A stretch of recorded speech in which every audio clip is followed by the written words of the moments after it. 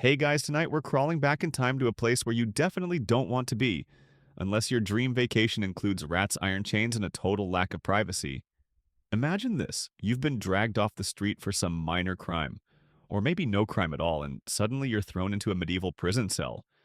It's cold, it's damp, and you're not alone. Not in a hey cool roommate way, but more like that guy in the corner might be dead. You're about to discover that surviving a medieval prison is more than just difficult. It's basically impossible. Even the strongest minds and hardiest bodies didn't last long in these dungeons of despair. You, with your soft mattress and preference for Wi Fi, wouldn't last the night. So before you get comfortable, take a moment to like the video and subscribe, but only if you genuinely enjoy what I do here. And tell me where you're listening from and what time it is. I love hearing your sleepy stories. Now dim the lights, maybe turn on a fan for that soft background hum, and let's ease into tonight's journey together. You wake up. Or maybe you were already awake. It's hard to tell because there's no sun down here, no real passage of time, just the endless wet chill of the stone floor pressing into your bones. Your wrists hurt from the iron cuffs. You don't remember when they were clamped on. The air tastes like mold and old sweat and something faintly acidic. You roll onto your side and straw crinkles beneath you, coarse, sharp, and crawling with invisible life. This is your new home, a 6 by 8 foot cell, carved from stone buried below ground, and locked with a gate made more for cattle than people.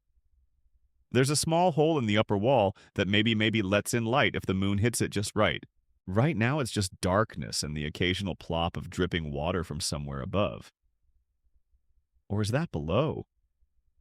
You can't tell. You really want to scratch your leg, but moving means your chains clink and that wakes the guy in the corner. Better not. There's no pillow. That seems obvious now, but still disappointing. You might get a blanket if someone bribes the jailer for you or if you offer him something of yours, like your boots or your dignity. Historians still argue whether most medieval cells were truly this inhumane or if this version was reserved for the truly unlucky. But even the best-case scenarios involved cramped spaces, minimal airflow, and beds only slightly softer than the cobblestones outside. Your cell smells like something is decomposing in the walls. Spoiler, something probably is. Mice have chewed little trails into the straw, and a fat rat regards you with the casual authority of someone who's lived here longer. You blink and he vanishes behind a crack in the wall, probably off to file paperwork. There's no door in the modern sense, just a rusted iron grate that doesn't close all the way, meaning drafts slice through your cell like ghost knives. That's not just poetic, it's literal. You're shivering, and you're pretty sure that's the start of trench foot. You shift positions again, more chains jangle. Your ankles are bound together with a bar that only lets you hobble awkwardly. It was locked on during intake. That was, what, 2 days ago? Or 5. Someone gave you a crust of bread and a slosh of water once. Maybe it was a dream. Maybe it was last week. In theory, medieval prisons weren't even supposed to be this awful. They were meant to be holding areas a temporary stop on your way to trial execution or public humiliation. Jail wasn't the punishment. Jail was the lobby. Except for a lot of people, the lobby became the whole experience, especially if you couldn't pay your way out. Fines, bribes, or fees for services rendered could reduce your stay. If you had money, you might even get your own cell, with a real bed and a window, maybe a Bible, maybe a cat. You do not have money. What you do have is a damp wall of floor that slopes just enough to make sleep awkward and the uncanny sense that you're being watched. You are. There's a slot in the door big enough for an eye and not much else. Sometimes you hear breathing through it, other times, laughter. Medieval prisons weren't designed for rehabilitation. There were no corrections officers or yoga sessions. The point wasn't to help you rejoin society, it was to break you, or at least weaken you before the church or the crown got their hands on you. There are rumors that some castles had oubliettes pit cells designed so prisoners could be dropped in and literally forgotten. No door, no stairs, just a vertical shaft with a lid. Once you're in, that's it. No light, no sound, no rescue. Some archaeologists argue these cells were more myth than reality, while others insist they've found them along with the remains. You haven't been dropped into a pit. Yet. But lying there shivering in a crust of your own sweat and someone else's previous dinner, you realize something chilling no one has said: how long you're supposed to be here. You weren't told what you were accused of. You weren't even booked. A couple of guards grabbed you, shoved a sack over your head, and now you live here. A clanging noise startles you. Somewhere down the corridor, a metal bucket tips. Someone curses. A rat squeals in protest. Then silence. This is your soundtrack now, the moans of the sick, the sobs of the innocent, the triumphant cackles of the guilty. And dripping water. Always the dripping. You shift again. Your shoulder pops. A sharp edge of straw scratches your cheek. You wonder if it's night outside. You wonder if anyone misses you. You wonder if you'll see light again. And as the rat returns chewing something ominous in the corner, you realize this was just your first night. Welcome to medieval prison life. You're going to hate it here. You wake again, or maybe you're still in that half sleep where your thoughts melt together like candle wax. Your body's sore in a new way now.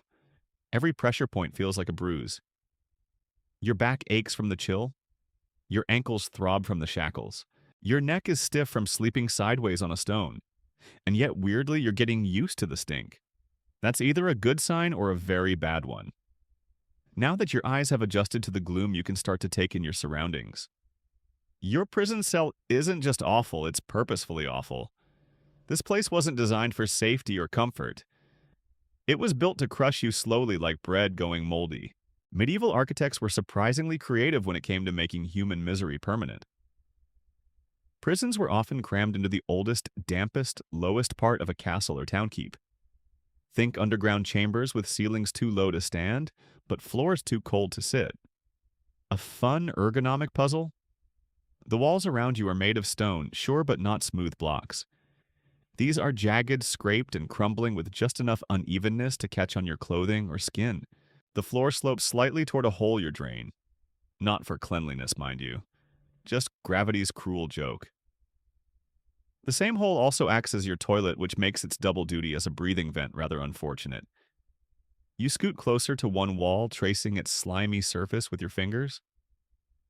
There's some kind of carving etched into it, maybe names, maybe tally marks, maybe just frantic scratches from someone who didn't handle the ambiance well.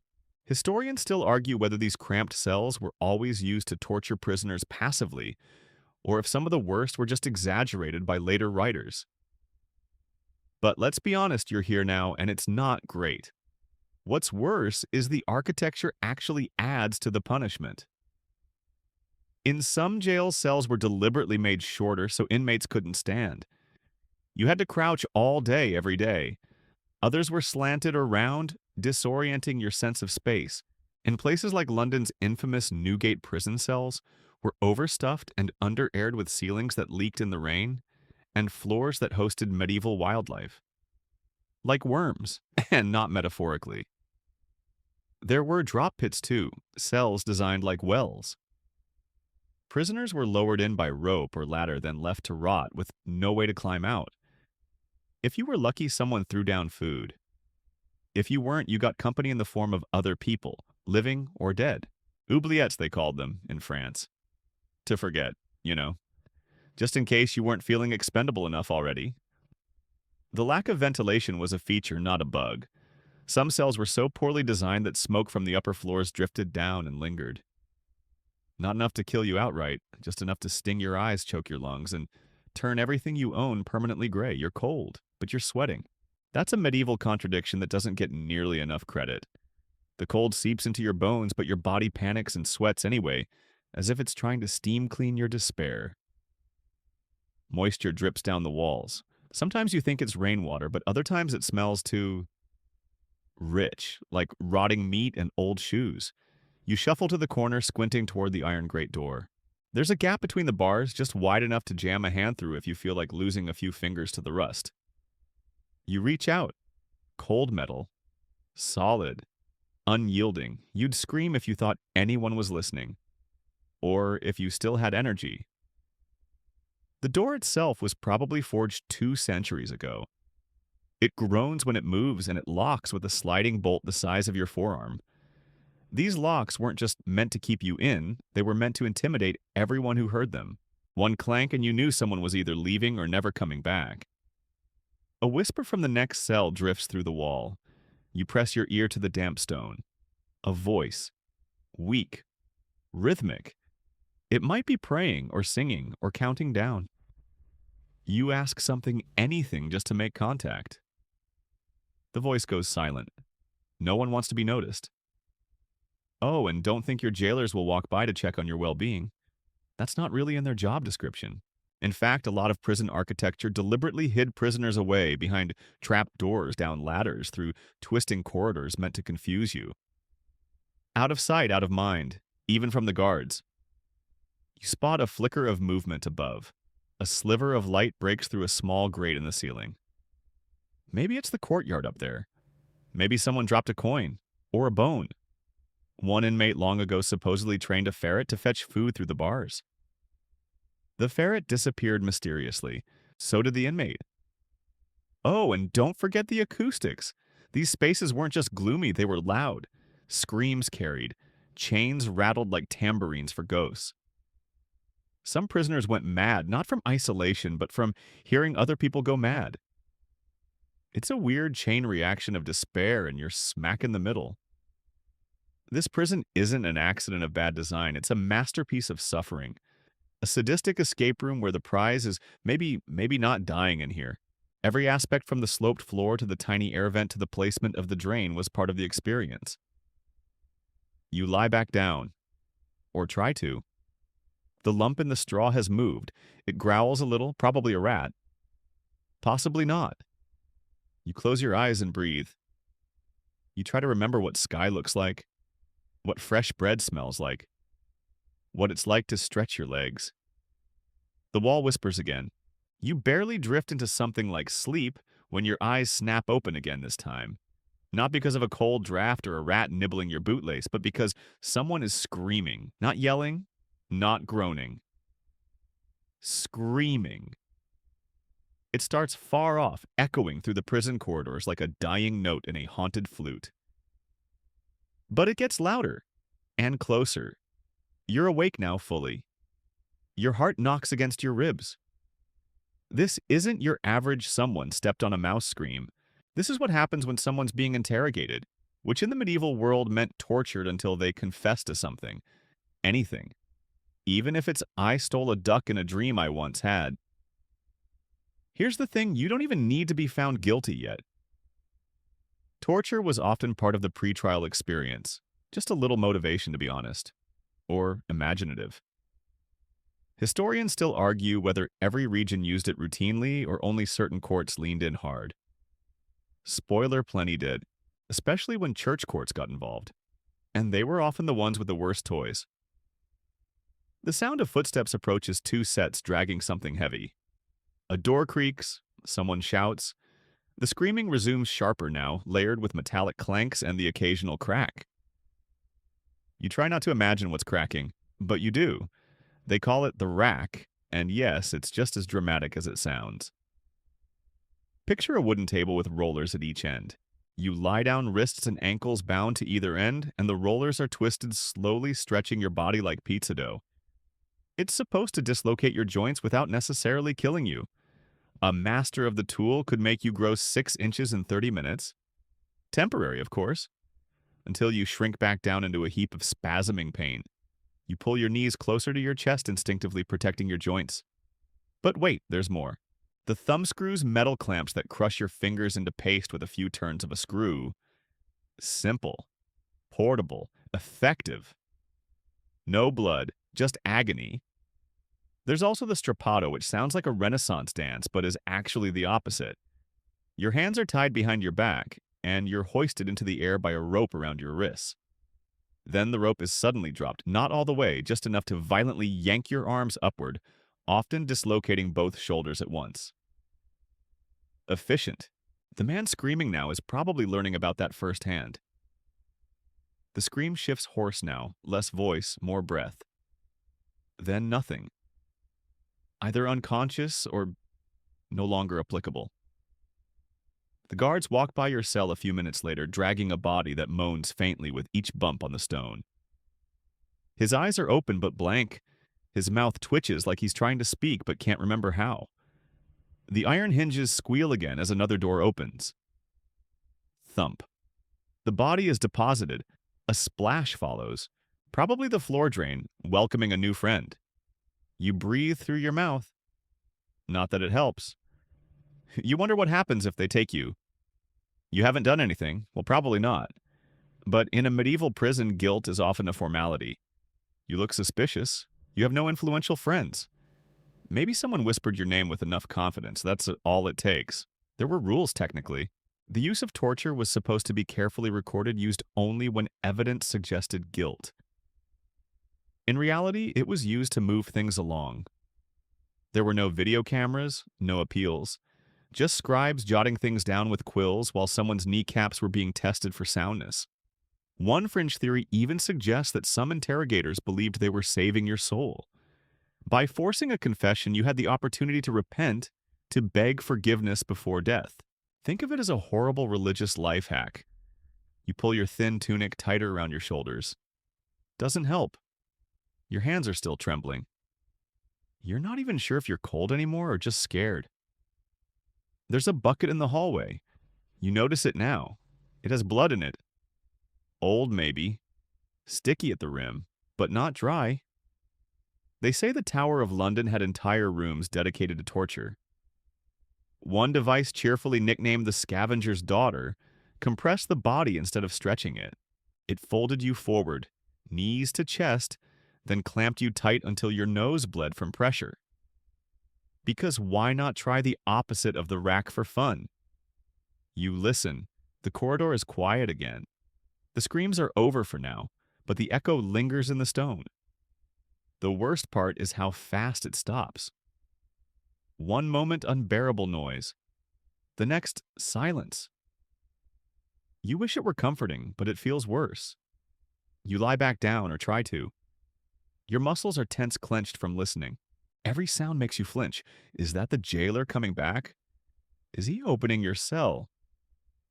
You want to think you'd be brave, maybe say something witty, or bite someone. But let's be real, you'd probably cry. That's not weakness. That's just a normal reaction to being invited into a room full of metal things designed by people who never studied anatomy. Still, the thought drifts maybe they wouldn't hurt you if you confessed. Just admit to something. Say you're guilty of what doesn't matter. Say you conspired with the miller's wife, or insulted a bishop's dog, or looked too long at the moon. Because in this prison, innocence isn't protection. It's just an inconvenient delay. Your cellmate groans. The one in the corner who hasn't moved in hours. He's whispering something now, over and over. Stretch. No more stretch. You close your eyes.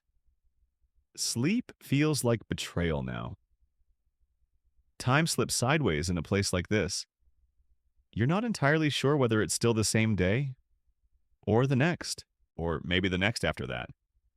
There's no sun to check, just damp air, fading sanity, and the constant rhythmic drip of something somewhere. It keeps beat like a monk's chant, slow, patient, indifferent to your suffering. Your stomach growls, then cramps, then growls again like it's chewing on itself for something to do. Welcome to the next challenge of medieval prison life food, or more accurately, the lack thereof. Let's say you're lucky enough to be in a town that believes in feeding its prisoners. Emphasis on lucky enough, because in many places, prisoners were expected to bring their own food. That's right, bring it with you. Or have family members toss bread through the bars like you're a zoo exhibit with a criminal record. If you had no money, no family, and no sympathetic locals, well, you didn't eat. You just starved quietly in a corner. You know, as punishment for allegedly stealing a chicken. Historians still argue whether this hands-off starvation policy was actually written into law or just a really convenient loophole. Either way, it kept costs low and corpses high. Eventually, your jailer might come around with a wooden bowl. It lands in your cell with a squelch. You stare at it like it's a riddle. Inside, something brown, something wet. possibly lentils, possibly regret. It's called prison pottage, and it's basically the Middle Ages answer to soup, but with none of the joy. Imagine a beige stew made of overcooked barley mushy vegetables and just enough meat to taste like a mistake. If meat is included at all, if it's moving, don't ask questions. You take a bite and immediately regret it. Not because of the taste, it doesn't really have one, but because you're now aware it's warm in a suspicious way. Like it was reheated by someone's body temperature, not fire. To drink a ladle of stale water or thin ale, thick with sediment because water filtration wasn't exactly medieval Europe's strong suit. Ale was slightly safer because the brewing process killed bacteria. Of course, the alcohol also meant half the prison was buzzed on empty stomachs. Cheers. It wasn't just the quality that was bad, it was the timing. Meals weren't served on a schedule. You ate when someone remembered you existed, or when the jailer felt generous, or bored. If he didn't like you, no food. Or maybe just the bread crust off his own plate. If he really didn't like you, well, there's always that special bucket for experimental flavors. Oh, and remember that this wasn't just your food, it was your currency. Inmates traded food for favors, a corner to sleep in, help with lice. A message passed. If you had a wedge of hard cheese, you were practically royalty, until someone took it, or shanked you with a bone shard to get it. You slide the bowl closer. You're too hungry not to. It's cold now. Somehow worse. One prisoner tale speaks of gallows broth, a thin gruel allegedly made from whatever was left behind. After an execution, bone scraps, grease, and old vegetables boiled into a despair-flavored slurry. No one's sure if it's true. Probably not. Hopefully not. But the name stuck. You try not to think about it while chewing a stringy root that tastes like disappointment. Of course, if you were wealthy, none of this applied. The rich could pay for better meals delivered directly to their cells. Roasted meats, warm bread, sweet wine. The prison didn't change, but dinner smelled a lot nicer. Some noble prisoners even had servants' tableware and feather beds. You know prison, but make it Airbnb. Meanwhile, you can barely find a clean spot to sit. You try the corner again. Damp, slimy. Still better than the center where the straw has begun to rot. Possibly ferment. Your stomach makes another desperate noise. It's starting to eat itself emotionally and physically. Someone in the next cell over coughs wetly. Not the dry, I'm uncomfortable kind. The deep, bubbling kind. Like they're drowning in their own lungs. A few more coughs, then a pause, then the sound of something thick hitting stone. That might have been breakfast, or blood. Diseases loved medieval prisons, loved them. Tuberculosis, dysentery, scurvy, and fevers with names that no one even tried to spell right. The lack of food made it all worse. Your immune system is already waving a white flag, and now you've eaten a spoonful of whatever was in that bowl. Some fringe records even describe prisoners who began to hallucinate after weeks of pottage, stale water, and darkness. Visions of angels or demons. One woman allegedly thought she was married to the cell door and began speaking to it lovingly each night. The door was not available for comment. You slide the bowl back toward the wall. Appetite's gone. You try to sleep, but the cramps keep pulling you back awake. Hunger dreams set in. You imagine a roast chicken, a pie, a turnip that doesn't smell like defeat. You would sell your soul for a crust of bread right now. You might already have. Your jailer returns with another bowl. This time he says nothing. He just stares, watching. You don't move. The smell alone is enough to trigger a gag. He shrugs, then drinks from it himself. That's the most terrifying part. R in 1347 reportedly scratched so hard, he peeled off his own skin. Not to escape lice, just to feel clean. Your tunic doesn't help. It's filthy, stiff with grime. You've been wearing it since day one. There's no such thing as laundry day, just laundry century. The cloth clings to you damp and scratchy, and it smells. Oh, does it smell? Like old eggs cooked in shame. You shift trying to find a dry spot on the straw mat beneath you.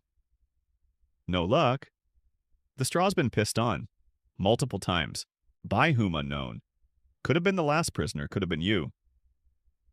It all blends together now, a fog of ammonia that stings your eyes and curls your toes. Some prisons tried to solve this problem by pouring lime or vinegar over the floors.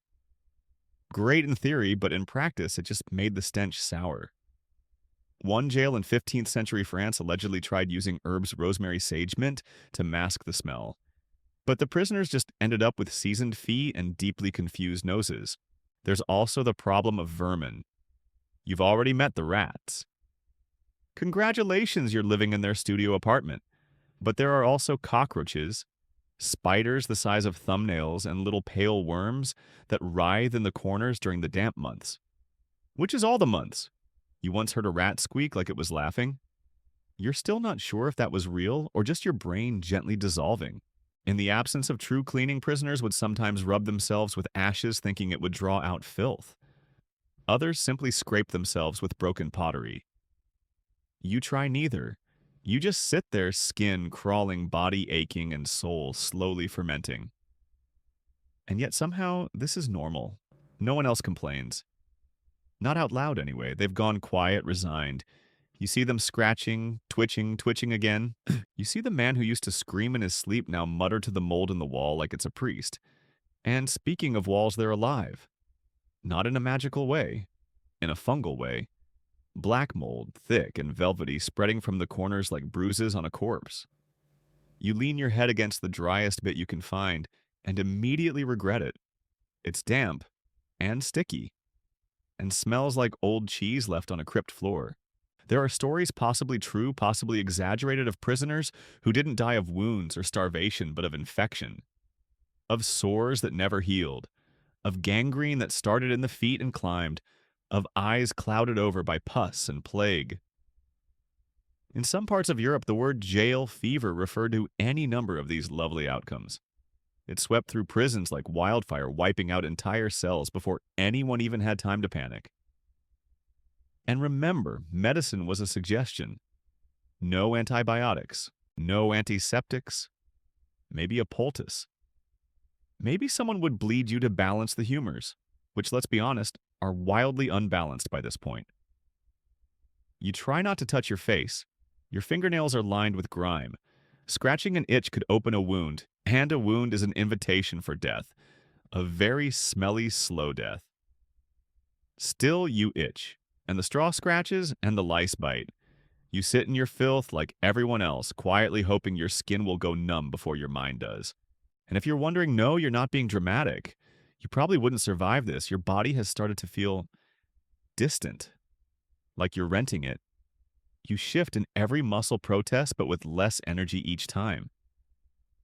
Sleep comes in short, feverish snatches, like being blinked out of time and thrown back and sore and more confused. You're awoken this time not by a noise, but by a lack of one. No coughs, no groans, just the eerie stillness of breath held too long. Then footsteps, heavy, deliberate ones, echoing down the hall like they've got somewhere important to be, which is unusual here.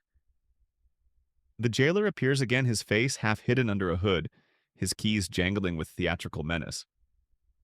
Up he grunts, pointing at you. You blink. Why? He doesn't answer. He just gestures toward the door, which groans open like it's resisting the idea of freedom. Your legs barely work, but somehow you're moving. Limping, hobbling, dragged, really. Down the hall past other cells, past the rat you've mentally named Lord Scrumbles. You pass a few other prisoners watching with dull eyes. One mouths something to you. You think it's God help you. You're led down a spiral staircase, then down again, and again. The air grows colder, wetter, less like a prison and more like a crypt, because that's where you're going now, the dungeon beneath the dungeon. This is where things get weird. You're shoved into a different kind of chamber. Not a cell, but a room, if you can call it that. No windows, no straw, just stone walls, ceiling, floor, all sloped slightly downward toward a central drain.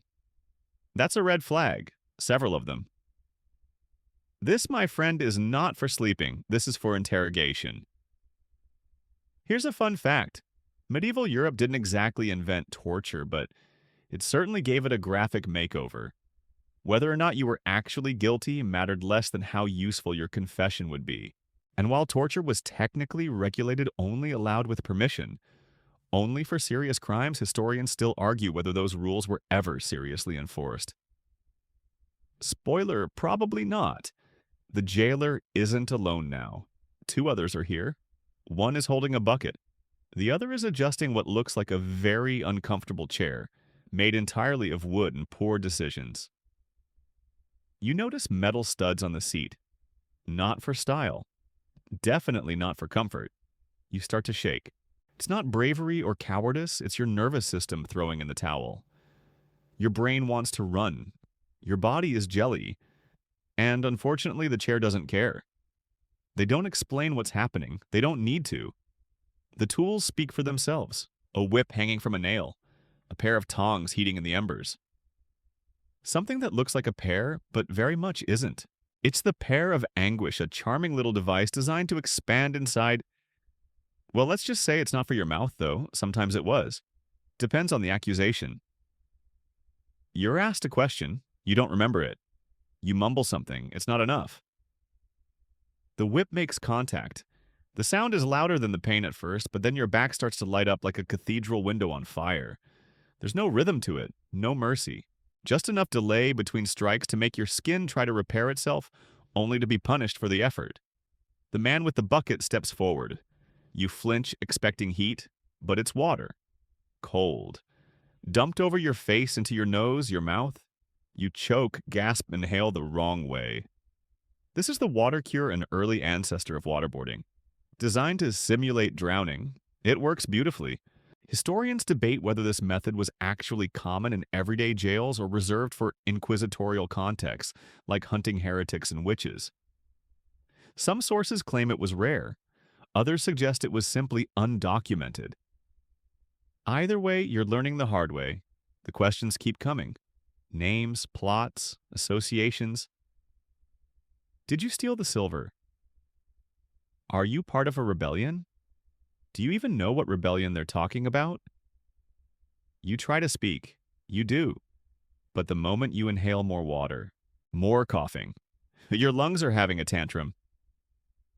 Eventually they stop. Not because they believe you, just because they're bored or need a snack. They drag you back to your cell. You leave behind a trail water, sweat a little blood.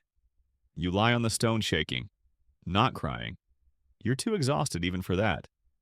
You just stare at the ceiling, wondering if it's possible to feel less like a person than this. And just when you think things can't get worse, they do. Because torture isn't always physical. Sometimes it's the waiting. You have no idea when they'll come back. Could be hours. Could be tomorrow. Could be never, which is almost worse. Every footstep in the hallway becomes a drumbeat of dread. Every creak of the door a tiny funeral march for your sense of self.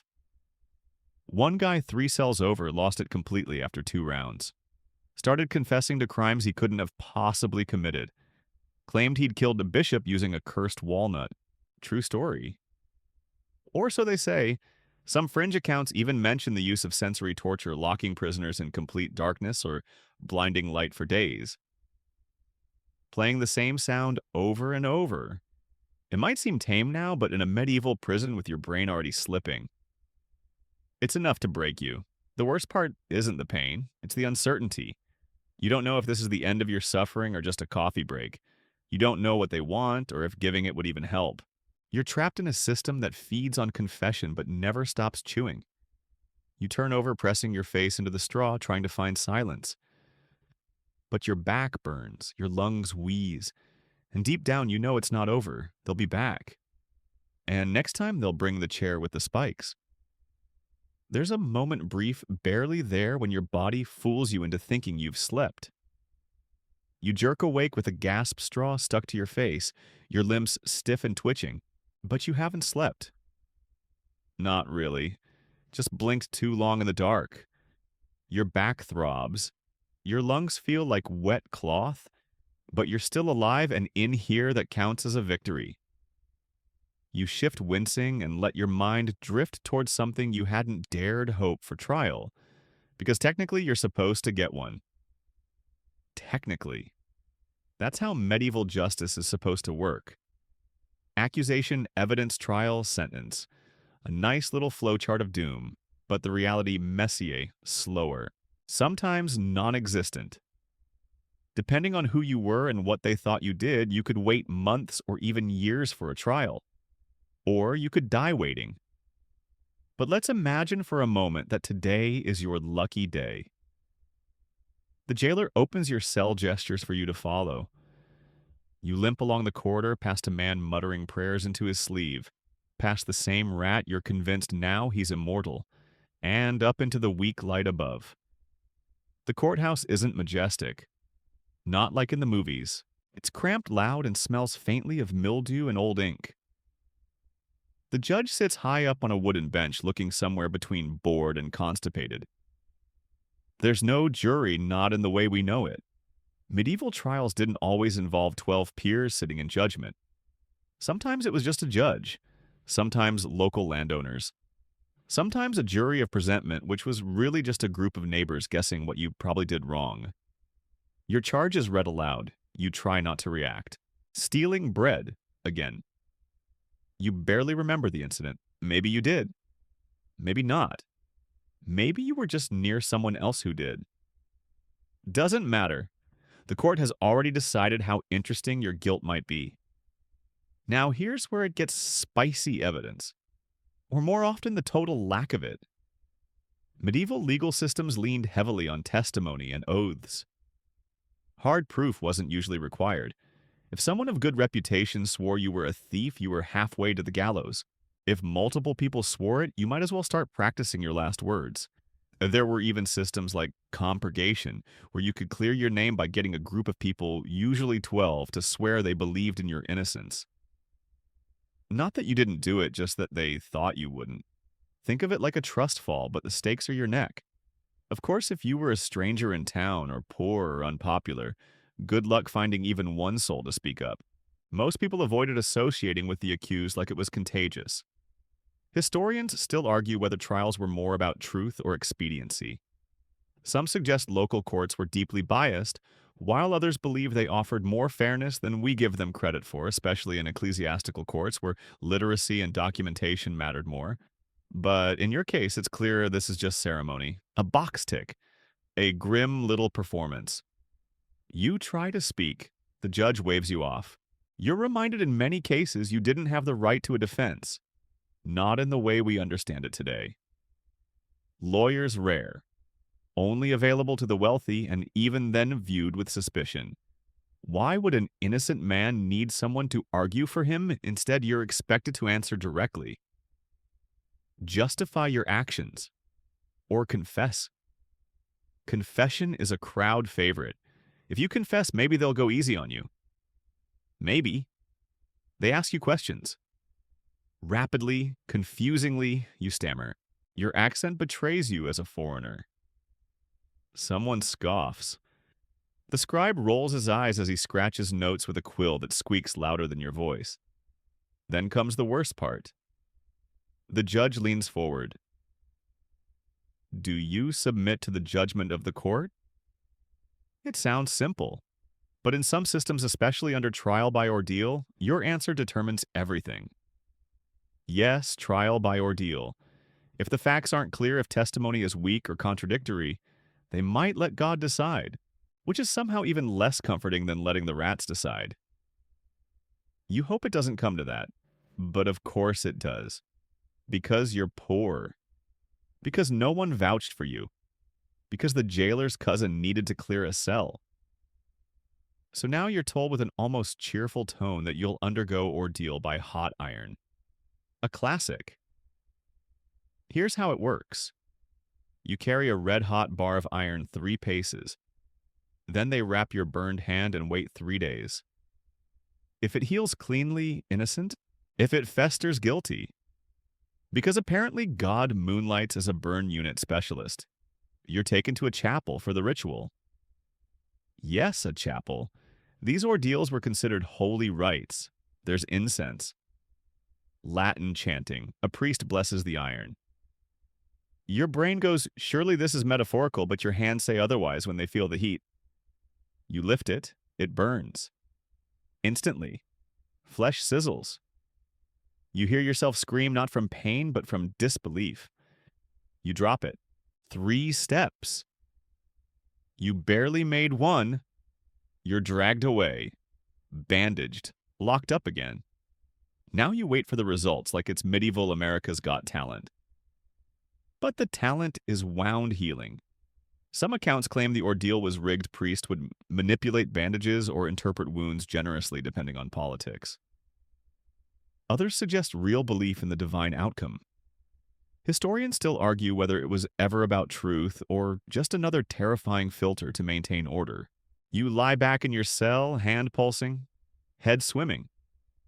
You think of all the things that have touched that wound: the iron, the dirty bandage, the jailer's spitty fingers. You think of infection. And then, because you've got nothing else to do, you try to sleep. Again. This time with a hand that smells faintly of charcoal and blisters. Outside, someone's chanting. Maybe another ordeal, maybe just madness, maybe both. You don't even remember closing your eyes, but when you open them again, the cell feels slightly darker, like the shadows have thickened just to mess with you. Your hand pulses under the bandages, and you have no idea if it's healing or rotting. You don't want to know? You just breathe through it shallow and slow. There's no word yet on the results of your trial by ordeal. 3 days, they said. You try to count them. Day 1. Maybe. Time is liquid here. It seeps through the cracks in your brain and disappears. But today the jailer brings something new, a scrap of bread. Real bread. Okay, it's probably 3 days old and has the texture of roofing tile, but it smells like heaven. You eat it slowly like it might disappear if you blink. Then another surprise. You get a visitor. You weren't expecting that, were you? A thin man in dull robes appears just outside your cell, flanked by a guard who looks like he'd rather be peeling turnips. The man introduces himself as a scribe. Apparently, he's here to record your confession just in case it's needed for official purposes. You blink. I haven't confessed. He shrugs, already pulling out a wax tablet. Not yet. See, this is another lovely aspect of medieval justice, the administrative layer. Even if you've already been tortured, tried and burned your hand into a pot roast, the bureaucracy still wants paperwork. They want your story on the record, even if they're the ones who supplied the ending. The scribe is polite but distant. He asks questions without looking up, like, this is just one of several errands he has today by leaks. Visit Butcher Record 1 prisoner's doomed babblings. You tell him what you can, or maybe you embellish. Maybe you say you were framed, that you were stealing to feed someone, that you've learned your lesson. You don't know what part of you is still lying and what part is bargaining for your life. He nods occasionally. Then he leaves. That's it. No reaction, no feedback. Just a slightly smug scratch of his stylus before he disappears into the corridor. And now you wait. Waiting is a full-time job in prison. There's nothing else to do. So you start watching things like how often the jailer changes his walk between visits. Sometimes he limps, sometimes he doesn't. Like how the moss on the wall behind your bucket grows just a fraction more each day. Like how the rat population has established clear political factions. You're pretty sure Scrumbles is running for mayor. But then you hear something: bells. Soft, distant church bells. Probably signaling a feast day or a saint's holiday. In the outside world, that might mean celebration, a break from labor, maybe even fresh bread and music. In here, it means less food. Less everything, actually. Because the guards get distracted, the kitchen staff joins the festivities, and prisoners, well, we're just background furniture. On feast days, your meals become symbolic. Half a bowl of broth, maybe a spoonful of oats. If you're lucky, a squashed beet. But worse than the hunger is the noise. You can hear the festival through the narrow slit of a window high above the corridor. Music, laughter, horses clopping by. It's a reminder that life is happening without you out there. You lie on your back arm over your eyes and wonder what you'd be doing if you were free. Not just out of prison, actually free. not scrabbling to survive. Maybe you'd be a cobbler or a fishmonger, or one of those guys who just walks around with a stick yelling the hour. The walls close in again. Then midnight comes. You know because everything goes silent. Even the drunk guards have passed out or gone home. This is the time when the prison feels the most like a grave. And sometimes during this haunted hour, they bring in new prisoners. You hear them, shuffling, whispering, crying. One voice stands out, it's high-pitched young. A child? No. A boy, maybe 14, dragged in for stealing a sheep or mouthing off to a bishop. You hear him protest, say it wasn't him, that he didn't mean to, that he's sorry. They throw him into the empty cell across from yours. He sees you through the bars. You make eye contact. He says nothing. You nod. That's all you can give. Welcome to the club, kid. You want to comfort him, tell him what to expect. But what do you say? Try not to cry too loudly, the rats don't like competition. You roll over instead, and then you remember something. Something weird you overheard once. One of the guards drunk off his face said something about pigeon messengers. He claimed a prisoner once smuggled out a plea for mercy by tying it to a pigeon's leg through a hole in the ceiling. The bird flew off. The message got to a friar, and the prisoner was released weeks later. You snorted when you heard it. But now, lying in the dark, you wonder, could it work? There's no hole in your cell ceiling, just stone. But maybe if you could bribe a guard, maybe if you could write something, no, you don't even have ink, or paper, or a pigeon. But the idea sticks with you, rational as it is, like a splinter of hope. Maybe that's what survival is in here, not strength, not cleverness, but imagining impossible escapes just to stay sane. And now the silence is interrupted again, not by footsteps or cries, but by a bell inside the prison. A short, sharp clang. Not the kind that calls to prayer. This one means execution day is coming. You curl tighter on the floor, clutch your burned hand, and whisper to yourself that it won't be yours. But you're not sure you believe it. You don't sleep that night. Not even a little. That bell echoes in your head like it was struck inside your skull. Execution day. It doesn't necessarily mean you're next, but the prison has a way of making everything feel personal. You hear the others shifting too. The coughers go silent. The mutterers start up again. Someone is quietly praying. Hail Marys over and over, like maybe repetition will hide them from the hangman's eye. You wonder how it works. Who decides which poor soul gets the rope or the blade or the fire? Is it alphabetical random? Did the judge pull names from a hat shaped like a skull? Eventually you hear the shuffle of heavy boots. The jailer's coming, but not for you. He's here for the boy, the one brought in last night. You press your face to the bars, trying not to be obvious, and catch a glimpse. The kid's trembling, trying to argue.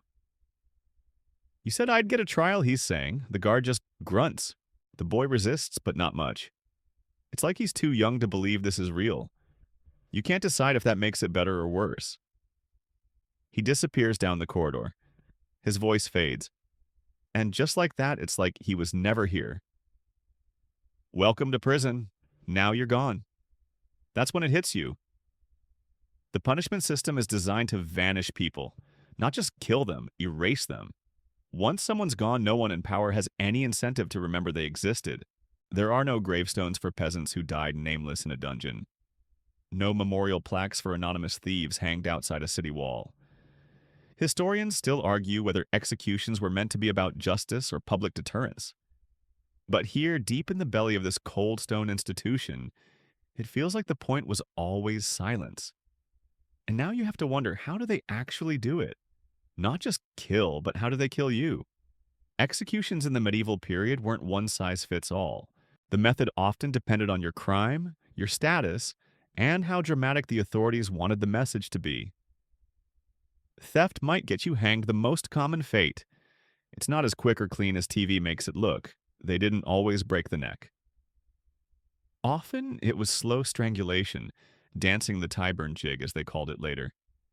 For nobles or clergy, things were sometimes more dignified, beheading ideally with a sharp axe. Unless the executioner was hungover or new at the job, then it might take a few swings. There are records of messy decapitations where the victim screamed between chops. Not great. Heretics. They drew a short straw burning at the stake. And no, it wasn't always the instant flame spectacle you imagine. Often the fire was set at the edges, letting the heat cook you slowly before the flames even touched your skin. Some were mercifully strangled first. Some not. But worst of all, at least in terms of spectacle, was drawing and quartering, thankfully reserved for high treason. You're not important enough for that. Yet. You try not to imagine what method might be waiting for you. A bit later, you hear the sounds of preparation outside. Timber dragged over cobblestones, a hammer striking iron. They're setting something up the gallows, probably. Executions were often public. Crowds would gather, merchants might sell snacks. It was theater punishment and entertainment twisted together in a single grim ritual. You shift on your straw staring at the wall. You try to remember something kind, something warm, maybe a memory of your mother, or the smell of clean hay, or that time you saw a dog wearing a tiny vest. It was probably just a piece of curtain, but it looked like fashion. Instead, you get the memory of your arrest. You were caught, remember, maybe not red-handed, but close enough. Maybe it was stealing a loaf of bread, or just loitering with a suspicious face. Someone pointed. A cry went up. You ran. You made it 3 blocks. They grabbed you by the back of the tunic, and that was it. But here's the weird thing: you weren't immediately thrown in a dungeon. First, you were taken to something called a holding cage. These were often wooden structures like animal pens, sometimes placed in town squares for maximum humiliation. People could see you, throw things at you, spit, laugh. It was the medieval version of public shaming Twitter, but with cabbage. Some towns even used pillories, those wooden frames that locked your head and hands in place. Others had stocks where your ankles were trapped. Not always fatal, but painful and degrading. Your skin might blister in the sun. You might be pelted with rocks. One scholar noted a case where someone died in a pillory after exposure and a particularly enthusiastic tomato attack. You remember the children yelling at you. One kid called you gobface. You have no idea what that means, but it still hurts. Eventually, someone fetched the jailer and you were taken below. And now here you are, in this cell, listening to the crowd begin to gather outside. Yes, you can hear them now, muffled but excited, like a festival. Only the guest of honor won't be leaving. You think of the boy, the one dragged off this morning. You wonder if his hand is still bandaged like yours, if he'll scream, if someone in the crowd will pretend to be sad, just for show. And you wonder again if tomorrow it'll be your turn. But then comes a twist. The jailer returns sweaty and red-faced. He tells you to get up. You panic. Your legs tremble. Is it happening to Mo? Not today. He grunts something about a delay. Apparently a bishop is coming. Wants to review some cases. Once in a while the church steps in to play savior. It's rare but not unheard of. They might pardon a prisoner during a religious festival, especially if someone thinks there's a political advantage. Or a bribe. You don't know why this bishop is coming. Maybe he just wants to look merciful. Maybe he's bored. But now you have a sliver of hope. And that's a dangerous thing. Because if it doesn't go your way, falling feels even worse. You spend the rest of the day preparing yourself for something you can't prepare for. The bishop's coming. Maybe today. Maybe tomorrow. The jailer didn't say. Probably because he doesn't know or just enjoys watching your nerves cook like a sausage on market day. You think about what you'll say if the bishop speaks to you. You practice in your head, which is difficult because you've never actually met a bishop before. What do you even call him? Your Holiness, my Lord Piousness. Probably just Father, though you're not entirely sure.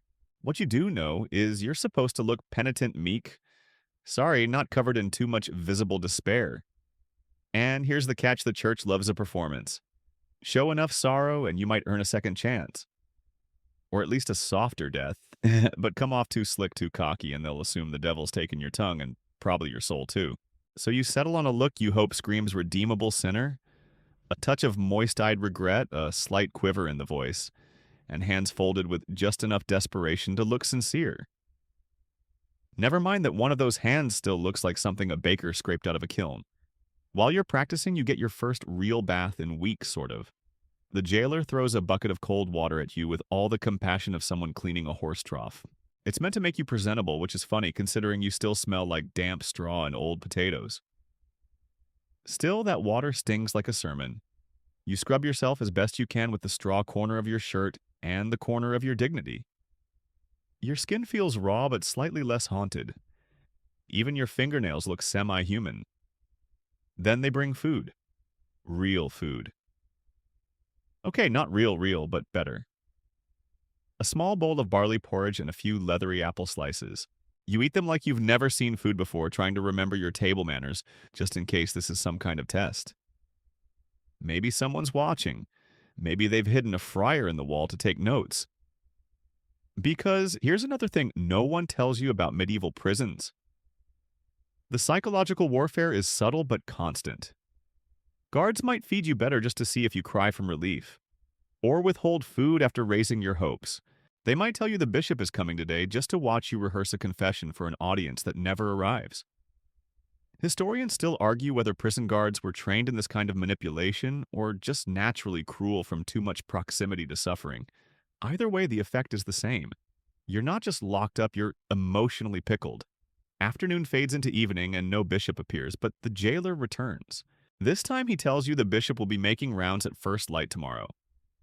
You lie awake again that night, mentally composing your testimony like a poor actor in a low-budget morality play. You wonder what story should you tell. The truth, of course, is that you stole. You got caught. Maybe you do it again depending on the hunger level and the softness of the pears. But that's not the story the church wants to hear. No, what they want is something like this. You were tempted. The devil whispered to you. Your soul was weak. You strayed from the path. But in the cold and dark of prison, the Lord found you again. You prayed. You cried. You found a single beetle crawling across your cell and named it Paul after the apostle. You vowed that if you are freed, you will devote your life to good works. You will feed the poor kiss lepers and stop stealing pears. That kind of thing. They love a good sinner to saint arc. And if the bishop believes you well, you might be lucky. But don't get ahead of yourself. Pardons were rare. More often, the bishop simply confirmed the sentence with a few extra blessings, tossed in like garnish. You manage an hour or two of sleep. When dawn breaks, your cell is already stirring with noise. You hear keys jangling. Orders barked. Footsteps in rapid succession. This is it. You're let out of your cell for the first time in what feels like months. The corridor smells different, more incense, less mold. A sign the church is near. You're marched into a large chamber just above the prison level. You've never been here before. It's all high ceilings, cracked stone, and a miserable attempt at stained glass. Still, it's practically a palace compared to the dungeon. The bishop sits at a carved wooden desk flanked by clerics with writing slates. He's older than you expected, pale, sharp eyes, smiles like a man who finds nothing funny. You're told to kneel. Your joints crack like bread crusts. Then he speaks. His voice is surprisingly soft. You have sinned, he says, not as a question but as a decree. But even in sin there can be redemption.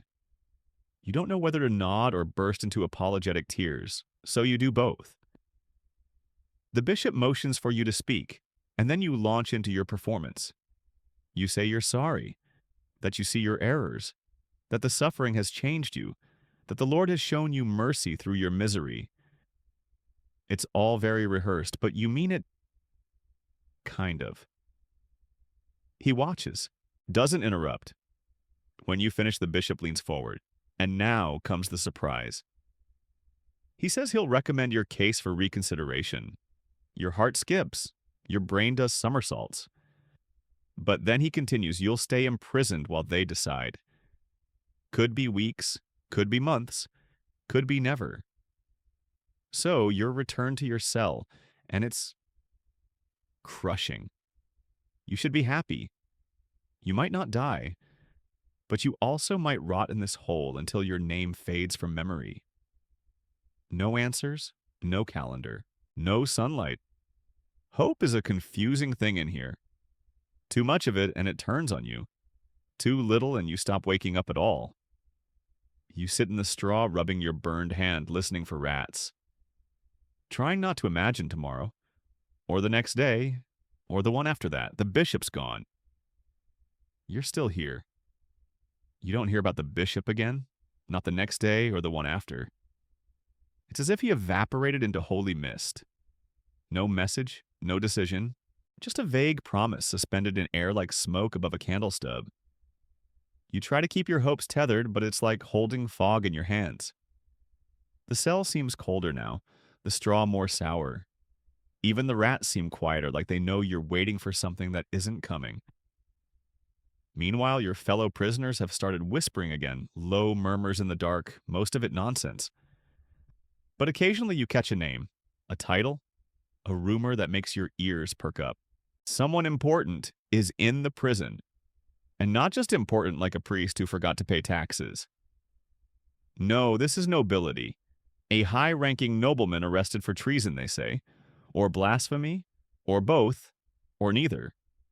Stories shift faster than lice between collars. You hear that he's being kept separately in one of the higher cells with a door that actually locks. Not iron bars. A door. That's how you know he's important. You ask your cellmate who still hasn't told you his name what the fuss is about. He scratches his nose thoughtfully and mutters, "Special treatment. They always get it. Even in the pit." He's not wrong. Nobles did get better cells. They could bribe their way into cleaner quarters, better food, and actual beds. Some even hired their own servants to stay with them, turning their imprisonment into something closer to an inconvenient retreat. One noblewoman in France was allowed to keep her lapdog in prison. Another in England brought a lute and composed songs while awaiting trial. You don't even have a spoon. Historians still argue whether these comforts were legal exceptions or just signs of corruption greased by gold. Either way, it made a difference, especially if you happened to own land titles or relatives with enough influence to shake a bishop's mitre. But now you can't stop thinking about this mystery noble. You imagine his cell wood-paneled, perhaps, a candle flickering politely, a tray with figs and cheese. Meanwhile, your dinner still tastes like wet burlap and regret. Then something bizarre happens. A jailer approaches your cell not with a fist, but with a question. "You can write," he asks. His breath smells like onions and suspicion. You nod, cautious. "You can read Latin." You hesitate. You've seen Latin, scribbled in old prayer books. You can make out the basics. Enough to fake it, maybe. You nod again, carefully. He grunts and unlocks the cell. This is usually the part where something bad happens. Instead, you're marched yes again down a winding corridor you've never seen before. It curves upward away from the stink. The air changes. It smells of damp stone and burnt wax. Somewhere, a candle drips methodically. They bring you to a small chamber with a low wooden table, a quill, and an ink pot that looks barely touched. A man sits beside it. The noble. He doesn't look like you imagined.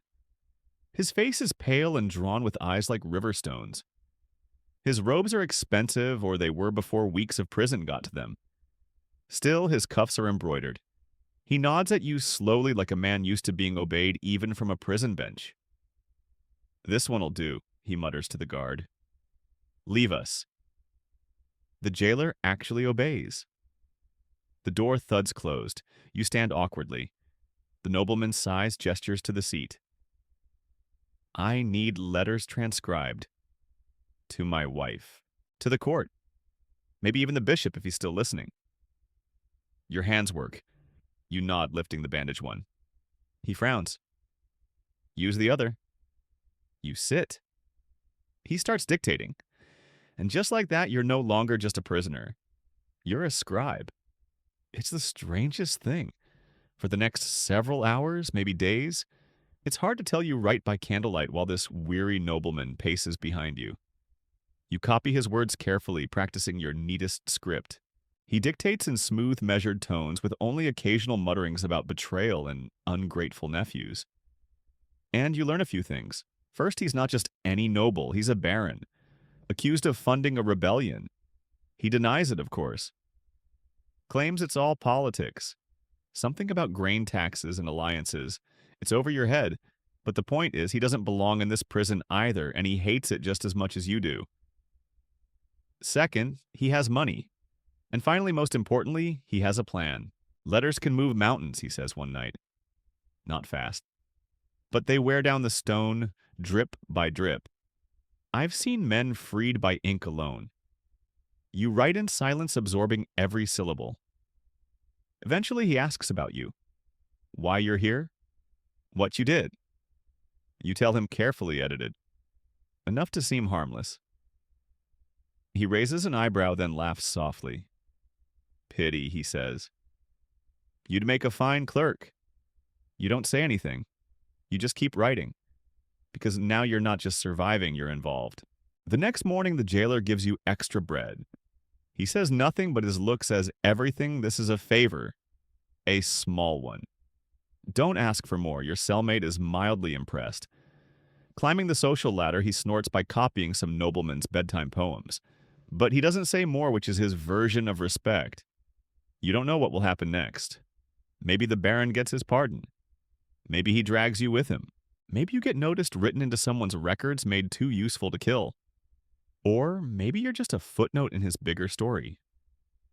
Still, it's a different kind of hope. The kind that wears fine silk under dirty cuffs. Days pass in a strange new rhythm. You rise when the light creeps through the grime-streaked window, though it barely warms your cell. Your duties with the Baron keep your hands busy and your mind from wandering too far into despair, though the smell of damp stone and old sweat still clings to you like a second skin. There's a curious power in writing. You become invisible and indispensable all at once, a quiet cog in a system that rarely notices you. You copy letters to distant courts, petitions to kings, and sometimes scraps of poetry the Baron claims will soothe his wife's lonely nights. His handwriting is beautiful but slow. You have to coax the words from his tired mouth. You start to understand the strange hierarchy inside this hellhole. Even the prisoners have ranks unofficial, but no less real. Nobles like the Baron command respect, or at least fear from common thieves and debtors. Guards tiptoe around them in ways they wouldn't for someone like you. And you, a nobody who can write, are somewhere in between, useful but dispensable. You hear whispers outside your cell. Rumors spread like wildfire in the dark, carried by rats, and the occasional guard's bored complaint. The Baron's letters are gaining attention. Some say the bishop did take an interest, after all moved by his pleas for mercy and justice. Others swear the king himself might intervene. Historians still argue whether such political prisoners really had a chance, or if their letters were just a form of delay, another layer of torture that stretched out the wait for death. But here it feels different. Like the ink you lay down is a lifeline rather than a noose. One night the Baron turns to you and says, "You have a gift. You could do more than copy words. You could write your own story. One that ends differently." You stare at him surprised. You the prisoner, the man with the burned hand, and the gob-faced nickname. Could you really change your fate with a pen? The answer feels terrifying and thrilling, because in medieval prisons, survival isn't just about strength or luck. It's about who you know what you can do and how well you can play the endless game of power and patience. And now, maybe you found a way in. The bars don't feel quite so heavy tonight. You wake to the clatter of keys and muffled voices. It's another day, same as the last, yet something feels different. The Baron is restless, pacing his cell with a sharpness in his eyes that wasn't there before. He motions for you to come closer, and you follow, wary but curious. He speaks in a low voice, the kind that barely stirs the dust in the corners. Words come from the bishop. There's talk of a hearing finally, but it won't be here, not in this pit. They'll take me to the castle court. Your heart thuds in a rhythm that drowns out the dripping water from the ceiling. A hearing? a chance, maybe a way out. You try to imagine the castle. It must be a vast, cold place with tapestries and echoes, a far cry from these stone walls smeared with grime and shadow. The thought makes your throat tighten. You'd almost forgotten that such places existed beyond this nightmare. But the Baron's eyes are hard. They want testimony, he says. Witnesses, allies. I need you to help me write statements. Tell the truth, but not all the truth. We're playing a delicate game. You nod, understanding the weight of his words. Truth in prison is a dangerous weapon. It can free or destroy depending on who wields it. This is politics, not justice. And you, once a mere thief or beggar, are caught in the middle. The days stretch into weeks as you labor over letters and statements. The Baron's network slowly reveals itself. Old friends, disgruntled nobles, even a few mercenaries willing to risk their necks for a cause. You learn of bribes slipping through hidden pockets of whispered promises made in candlelit taverns. The medieval justice system is a tangled web, and you're helping to unravel it, thread by thread. Yet even with this hope, the prison remains a brutal cage. Rats scurry beneath your feet, and the stench of unwashed bodies clings like a second skin. Guards watch with suspicion, their eyes flickering between boredom and menace. Sometimes when the world feels particularly cruel, you recall the stories you heard earlier. The noblewoman with her lapdog, the Baron's lavish robes now tattered. The stark contrast between wealth and poverty, even within these walls, is a reminder that survival often hinges on privilege. Historians still debate whether the medieval prison system was primarily about punishment or control, but for you it is a relentless test of endurance and wit. And now, armed with pen and ink, you prepare for the next stage of this dangerous game. The morning light barely reaches your cell when the guards come for the Baron. It's time for the journey to the castle court, a place of legends you've only heard about in whispered tales. You watch as they shackled him, the chains clinking like a morbid bell. Your role remains the same, scribe and chronicler. You are allowed to accompany him not as a prisoner, but as a clerk. It's a surreal shift, like stepping into a different world, wearing the same tattered clothes. The journey is slow, tedious, and nerve-wracking. The castle looms ahead, its silhouette sharp against the dawn. You can almost feel the weight of history pressing down like centuries of secrets trapped in stone. Inside, the atmosphere is vastly different. The air is warmer, scented faintly with burning wood and wax. Guards here seem less cruel, or maybe just better trained to hide their contempt. The Baron greets familiar faces, nobles who nod curtly, their gazes heavy with judgment and curiosity. The court session begins. Lords and ladies fill the chambers, their rich garments rustling like dry leaves. The bishop presides, his mitre gleaming under the flickering chandeliers. You sit at a long wooden table, quill poised. The Baron speaks steady and measured. He recounts his story of loyalty, betrayal, and innocence, carefully weaving facts with just enough emotional appeal to sway the assembly. Witnesses testify, some true, some bought and paid for. The air is thick with tension in the room. A stage for power plays and subtle threats. You scribble notes frantically, knowing every word could tip the scales. At one point, a rival noble accuses the Baron of fabricating evidence. Voices rise, fingers point, and the bishop bangs his staff to restore order. The chaos is dizzying, but you keep your focus, aware that your writings may one day be the only record of these events. Despite the spectacle, there's a lingering question among all present. Can justice truly be served in such a place where influence and wealth often outweigh truth? Historians still argue whether medieval courts were forums for fair trial or merely theaters for political spectacle. Here it's clear that power plays a major role, often overshadowing the fate of the accused. After hours of testimony, the court adjourns. The Baron's fate hangs in the balance, as does yours. As night falls, you return to the castle's dungeons, a gilded cage far from the dank cell you once knew. The walls still close in, but now you carry the weight of hope in your ink-stained hands. The days after the court hearing are a strange limbo. You're back in the prison, but it feels different now.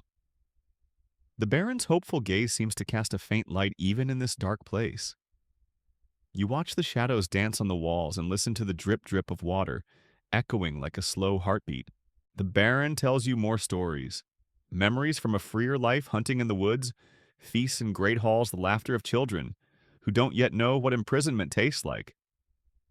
You envy those moments, though you try not to show it. Your own past feels distant.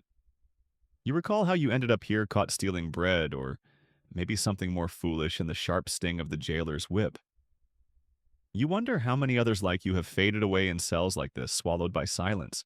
But hope is fragile. News trickles in that the king's patience is thin. The Baron's case is considered a distraction, a thorn in the crown's side. Power brokers whisper in gilded halls, plotting to silence inconvenient voices. You learn that favors and bribes have limits even for the rich. The Baron's letters, once his lifeline, may no longer hold sway. Historians still debate how much power prisoners really had in medieval times. Were their pleas ever more than background noise to those above? Your growing understanding says it's complicated. Sometimes words worked miracles. Sometimes they were just whispers lost in stone corridors. One night the Baron pulls you aside. His voice is grim but steady. They're coming for me soon. The decision is near. Whatever happens, you must survive. You swallow hard. Survive. A word you never expected to hear as advice from a noble. You nod, feeling the weight of the unknown pressing down like the heavy chains on your wrists. The next morning, the jailers look different. Their usual sneers are sharper, their eyes colder. You suspect something is coming, a verdict, a sentence, maybe even a transfer to a worse place. You glance at the Baron, his hands tremble just slightly, but his eyes burn with quiet defiance. You realize that surviving this world isn't just about strength or cunning. It's about bearing the unbearable and still standing. Tonight you write one last letter together, a message of hope, of resistance, and perhaps farewell. Outside, the wind howls like a warning. Inside, the prison holds its breath. Dawn creeps through the narrow window, casting long, weak shadows across the cold floor. The Baron is gone, taken in the night by guards with stony faces and silent footsteps. You stand alone in the cell that suddenly feels enormous and empty, the echoes of his last words lingering in the stale air. Survival here means adapting quickly. You learn to move without attracting attention, to swallow your fears along with the bitter gruel served in a chipped wooden bowl. The rats have grown bolder, inching closer with each passing day, their red eyes glinting like miniature demons in the dark. You remember the Baron's advice. Keep your head down, but don't lose your spirit. It's easier said than done. The prison is a place where hope is a dangerous luxury, and despair is the only constant companion. Your role as scribe shifts. Without the Baron's letters to copy, you begin transcribing other prisoners' stories, some desperate, some resigned. Their words are raw and fragmented, scribbled in the margins of torn scraps, or whispered during brief moments when guards aren't watching. One prisoner, an old man with a crooked smile, claims to have once been a jester in the king's court. He tells you that laughter was his shield and his weapon, but here even jokes die quietly. His tales are full of strange humor and dark truth, painting a world beyond these walls that seems both distant and tantalizingly close. Historians still argue whether medieval prisons functioned more as places of reform or mere warehouses for society's unwanted. You feel it's a bit of both, places where time itself seems to warp, dragging out misery but occasionally sparking unexpected resilience. You watch the guards carefully, learning their patterns and moods. Some are cruel, some indifferent, but a few show small kindnesses, a nod, a softer tone. You file these moments away like precious treasures. The days blur into one another, marked only by the fading light and the distant tolling of a bell you cannot see. You dream of freedom, of fresh air and open fields, but wake to cold stone and muffled screams. Still you write. Words become your lifeline, your rebellion against the silence. They remind you that even in the darkest places, stories survive. And maybe, just maybe so will you. The dawn spills feebly through the narrow slit of your cell window, casting long, hesitant shadows that stretch across the cold, uneven floor. The Baron is gone, snatched away in the dead of night by grim-faced guards who move like ghosts, their footsteps swallowed by the damp stone corridors. You stand alone in the heavy silence, his absence pressing down on you like the thick, stale air that clings to these walls. The faint echo of his last words still lingers a fragile ember in this dark and unforgiving place. Your world has shifted. Where once you were the Baron's scribe and confidant, now you are simply a prisoner again, an unremarkable shadow among many. The cell feels cavernous and empty without his commanding presence, and every sound, every drip of water from the ceiling feels amplified in the eerie stillness. You learn quickly that survival in this pitiful place demands more than strength. It requires cunning patience and a nearly invisible presence. The guards' moods sway unpredictably like shifting winds. Some sneer with open cruelty, others ignore you as if you're already dead. A few rare and fleeting offer nods or softer voices, small kindnesses in a harsh world. You catalog these moments, tucking them away as precious as gold coins, knowing that a hint of favor could tip the scales between life and death. Rats have grown bolder, their tiny feet pattering ever closer, their eyes glowing like tiny red coals in the darkness. You try to ignore them, but they're impossible to forget, a constant reminder of decay and neglect. Once you might have shuddered at their approach, now you almost welcome their company. In this place, even vermin are companions in misery. With the Baron gone, your role shifts. You begin transcribing scraps of stories from other prisoners, snatches of despair, bursts of dark humor, confessions whispered in the dead of night. One prisoner, an elderly man with a crooked grin, claims he was once the king's jester. His tales are riddled with strange humor, bittersweet and macabre, and you listen eagerly, craving any glimpse of the outside world. He says laughter was his shield and sword, but here even jokes wither quietly in the cold shadows. Historians still argue whether medieval prisons were meant to reform souls or merely warehouse the unwanted. From your grim vantage point, it's a mix of both, a place where time drags endlessly, where suffering can crush, or unexpectedly forge resilience. You watch the routines of the guards like a hawk, noting their tempers and rituals, learning when to speak and when to disappear into the background. Sometimes when a guard's gaze softens even a little, you catch yourself daring to hope. Days bleed into nights with little to mark their passing beyond the dull tolling of a distant bell, whose origin you cannot trace. You dream of fresh air, open fields, the warmth of the sun on your face. But you wake to cold stone, the stench of sweat and rot and muffled sobs that echo down the corridor. Still you write. Words become your lifeline, your rebellion against the silence and the darkness. Each letter you copy, every note you jot down threads a fragile connection to a world beyond these walls. In this prison where hope is the rarest currency, your words are tiny acts of defiance. You remember the Baron's final warning. Survive. Bear the unbearable. And now alone but not broken, you clutch that advice close, a whispered mantra against despair. Because in this medieval hell, sometimes survival means more than just enduring it, means refusing to disappear completely. The dawn creeps feebly through the narrow slit of your cell window, casting long, hesitant shadows that stretch across the cold, uneven floor. The Baron is gone, snatched away in the dead of night by grim-faced guards who move like ghosts, their footsteps swallowed by the damp stone corridors. You stand alone in the heavy silence, his absence pressing down on you like the thick, stale air that clings to these walls. The faint echo of his last words still lingers, a fragile ember in this dark and unforgiving place. Your world has shifted. Where once you were the Baron's scribe and confidant, now you are simply a prisoner again, an unremarkable shadow among many. The cell feels cavernous and empty without his commanding presence, and every sound, every drip of water from the ceiling feels amplified in the eerie stillness. You learn quickly that survival in this pitiful place demands more than strength. It requires cunning patience and a nearly invisible presence. The guards' moods sway unpredictably like shifting winds. Some sneer with open cruelty, others ignore you as if you're already dead. A few rare and fleeting offer nods or softer voices, small kindnesses in a harsh world.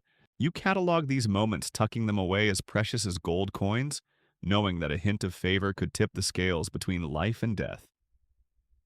Rats have grown bolder, their tiny feet pattering ever closer, their eyes glowing like tiny red coals in the darkness. You try to ignore them, but they're impossible to forget, a constant reminder of decay and neglect. Once you might have shuddered at their approach, now you almost welcome their company. In this place, even vermin are companions in misery. With the Baron gone, your role shifts. You begin transcribing scraps of stories from other prisoners, snatches of despair, bursts of dark humor, confessions whispered in the dead of night. One prisoner, an elderly man with a crooked grin, claims he was once the king's jester. His tales are riddled with strange humor, bittersweet and macabre, and you listen eagerly, craving any glimpse of the outside world. He says laughter was his shield and sword, but here even jokes wither quietly in the cold shadows. You pick up a sliver of hope when the jester shares a curious detail. In some castles, prisoners were occasionally allowed to perform small plays, entertaining their captors or visiting nobles. It sounds absurd now, imagining a prisoner with a puppet show or juggling for the baron's amusement. You wonder if this fleeting joy was a glimpse of freedom or just another cruel joke. Historians still argue whether medieval prisons were meant to reform souls or merely warehouse the unwanted. From your grim vantage point, it's a mix of both, a place where time drags endlessly, where suffering can crush or unexpectedly forge resilience. Some accounts suggest that prison life could even build strange communities where shared stories and smuggled goods knitted bonds of survival. You watch the routines of the guards like a hawk, noting their tempers and rituals, learning when to speak and when to disappear into the background. Sometimes when a guard's gaze softens even a little, you catch yourself daring to hope. But mostly the air is thick with tension. A careless word or a missed command could mean a beating, or worse, a trip to the oubliette, a pitch-dark pit no one returns from. The days blend into nights with little to mark their passing, beyond the dull tolling of a distant bell whose origin you cannot trace. The relentless monotony gnaws at your mind. You dream of fresh air, open fields, the warmth of the sun on your face. But you wake to Coldstone, the stench of sweat and rot, and muffled sobs echoing down the corridor. Food is barely edible. Gruel thicker than mud is shoved into a chipped wooden bowl twice a day. You remember the stories you heard about prisoners forced to eat nothing but bread, soaked in vinegar, or worse, hardened stale crust that chip teeth. Hunger gnaws at your belly and weakness seeps into your bones. At times, the cold bites through your threadbare clothes and you huddle in corners trying to conserve what warmth your body can muster. The dampness seeps into your skin, and skin diseases flourish in the crowded misery. You fight off infections with nothing but grim determination. Yet still you write. Words become your lifeline, your rebellion against the silence and the darkness. Each letter you copy, every note you jot down threads a fragile connection to a world beyond these walls. You imagine your handwriting smudged and shaky, delivering a message of resistance, a plea for justice, or simply a reminder that you existed. You recall the Baron's final warning, survive. Bear the unbearable. You clutch that advice close, whispering it like a prayer when the nights grow too long.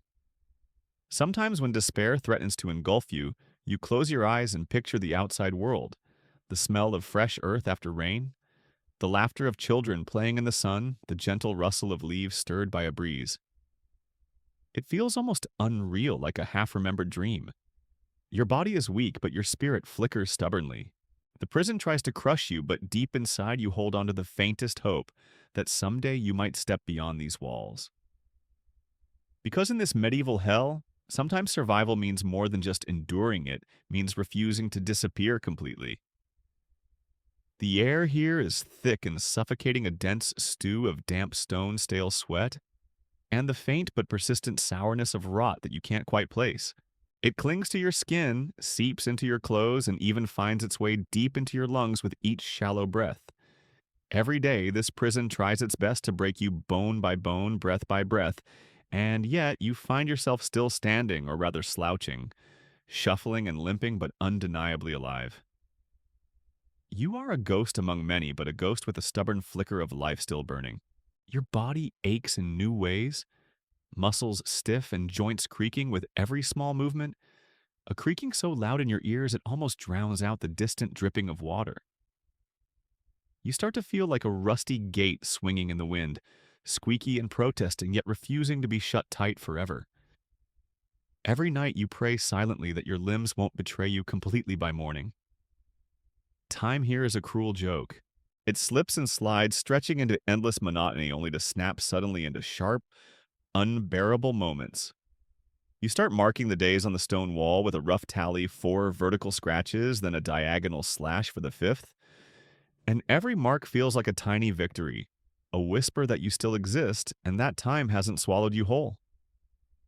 It's a simple act, but it carves a little space of control in a place designed to erase it. You cling to the stories you overhear from other prisoners. The old jester with his crooked grin is your favorite. He claims he once walked in the king's halls, twisting truths into laughter and jokes into weapons. You find yourself wondering if your letters, scribbled in the dim light and smudged by trembling fingers, could wield similar power. Could your ink be a weapon? Could your words, once freed, tip the scales? The jester once told you about performances staged within castle walls, where prisoners were sometimes allowed to entertain their captors. The idea is so absurd, it almost makes you laugh out loud here in the darkness. A prisoner juggling bones or singing bawdy songs to bored nobles. It's a cruel flicker of humanity, amid despair like finding a single flower growing through cracked stone. The guards are a shifting tide of moods and manners. Some greet you with cold sneers and rough hands. Others seem indifferent, and a rare few offer small kindnesses. A scrap of bread left just within reach, a softened tone when you answer their questions. You collect these moments like precious coins, knowing well that they might be tokens of genuine humanity, or subtle traps designed to break your spirit. Your body, weak and stiff, is slowly learning small acts of rebellion. You stretch and twist in the cramped cell, trying to keep some flexibility and muscle absurd exercises that remind you there is still life left in you. Sometimes the rats scurry by their glowing eyes, watching your strange movements. You joke quietly to yourself that they're your toughest audience, yet silent, judgmental, and persistent. Hunger gnaws at your belly with relentless teeth. The gruel is thick and tasteless, barely enough to keep the worst of starvation at bay. You recall stories from other prisoners forced to survive on nothing but moldy bread or vinegar-soaked crusts so hard they chip teeth. You learn quickly that hunger here isn't just physical, it's a shadow that claws at your mind, making every day harder than the last. Historians still argue whether medieval prisons were more about punishment or social control. Was this place designed to rehabilitate or simply to erase inconvenient lives? The truth seems murky. Some prisoners form strange communities, sharing stories and stolen goods, a fragile web of human connection amid the ruins. Others disappear into isolation, swallowed by despair. You keep your eyes sharp on the guards, noting their rhythms, their patterns. You learn when to speak, when to stay silent, and how to avoid their ire. A careless word could mean a beating, or worse. The mention of the oubliette, a dark pit from which no prisoner ever returns, hangs over your thoughts like a ghostly threat. Days blend seamlessly into nights. The only markers are the distant haunting toll of a bell, whose origin you cannot place, and the sporadic noises that pierce the silence, the clang of chains, whispered curses, the soft sobs of broken souls. Your dreams take you away, if only for a moment, to fresh fields and open skies. But waking always drags you back to cold stone walls and the weight of captivity. Still, you write. Words become your lifeline, a secret rebellion against the silence that seeks to swallow you whole. Every letter you copy, every story you transcribe is a flicker of hope, a tether to a world beyond these walls. The ink on your pages is a quiet scream, a refusal to be forgotten. You remember the Baron's final words: survive. Bear the unbearable. Those words have become a mantra, a fragile armor against despair. You whisper them whenever the darkness threatens to close in completely. Sometimes when the silence is too much, you close your eyes and imagine the outside world, the scent of fresh earth after rain, the laughter of children playing in the sun, the gentle rustle of leaves in a summer breeze. It feels like a dream so distant it almost hurts. Your body may be weak, but your spirit remains stubborn and alive. This prison may hold your body captive, but your mind, your voice, your story, these remain free, burning quietly in the dark. Because in this medieval hell, survival is not just about enduring, it's about refusing to disappear. The cold never truly leaves you here. It creeps in with the damp seeping beneath your ragged clothes, gnawing at your fingers and toes like invisible teeth. You curl inward, folding yourself smaller to hold on to whatever heat remains. The stone beneath you feels like a living thing sucking the warmth right out of your body, leaving behind a chill that settles deep in your bones and refuses to go. Sometimes in the stillness, you swear you hear the stones whispering ancient voices, trapped in the mortar telling stories of prisoners who came before you, long forgotten echoes that might just be warnings. You think about the oubliette often, that infamous pit so dark and deep that prisoners who fell in were lost to silence forever. It's a legend whispered among inmates, a specter that haunts every shadowed corner. Guards wield it like a weapon, a threat that turns your stomach to ice whenever mentioned. Who was last thrown down? Do they still scream? Or did the silence swallow them whole as it threatens to swallow you? Hunger has become an ache that never leaves. The gruel they feed you is watery and thin, just barely enough to keep the worst of starvation at bay. Sometimes you find fragments of something unidentifiable floating in the bowl, which you dare not touch but cannot ignore. You imagine the taste of fresh bread, its crust crackling beneath your teeth, or the sweet burst of fruit juice, a luxury you once took for granted now, as distant as the sun. The memory of a ripe apple's crisp sweetness is almost cruel, a reminder of freedom you might never taste again. The guards' faces are a roulette of menace and indifference. One day, a burly warden with cruel eyes tears your only scrap of parchment, right before you, chuckling like it's a game. Your heart pounds, rage bubbling, but you swallow it down. Resistance here isn't bravery, it's a death sentence. So you tuck the torn fragments against your chest like precious relics, vowing to write again when the chance comes. Sometimes hope feels like a dangerous thing, but it's all you have. Your cellmates become your world. Despite their diverse crimes and histories, shared misery weaves you into a fragile community. There's the thief who insists he was innocent, caught in a bad moment. The old monk who murmurs prayers half in fear, half in defiance. And the jester whose once bright humor has turned bitter, but still manages to crack a dark joke or two. You trade whispered stories, stolen moments of laughter and secrets that make this stone tomb just a little less cold. Historians still argue whether these medieval prisons were designed for punishment or simply political convenience.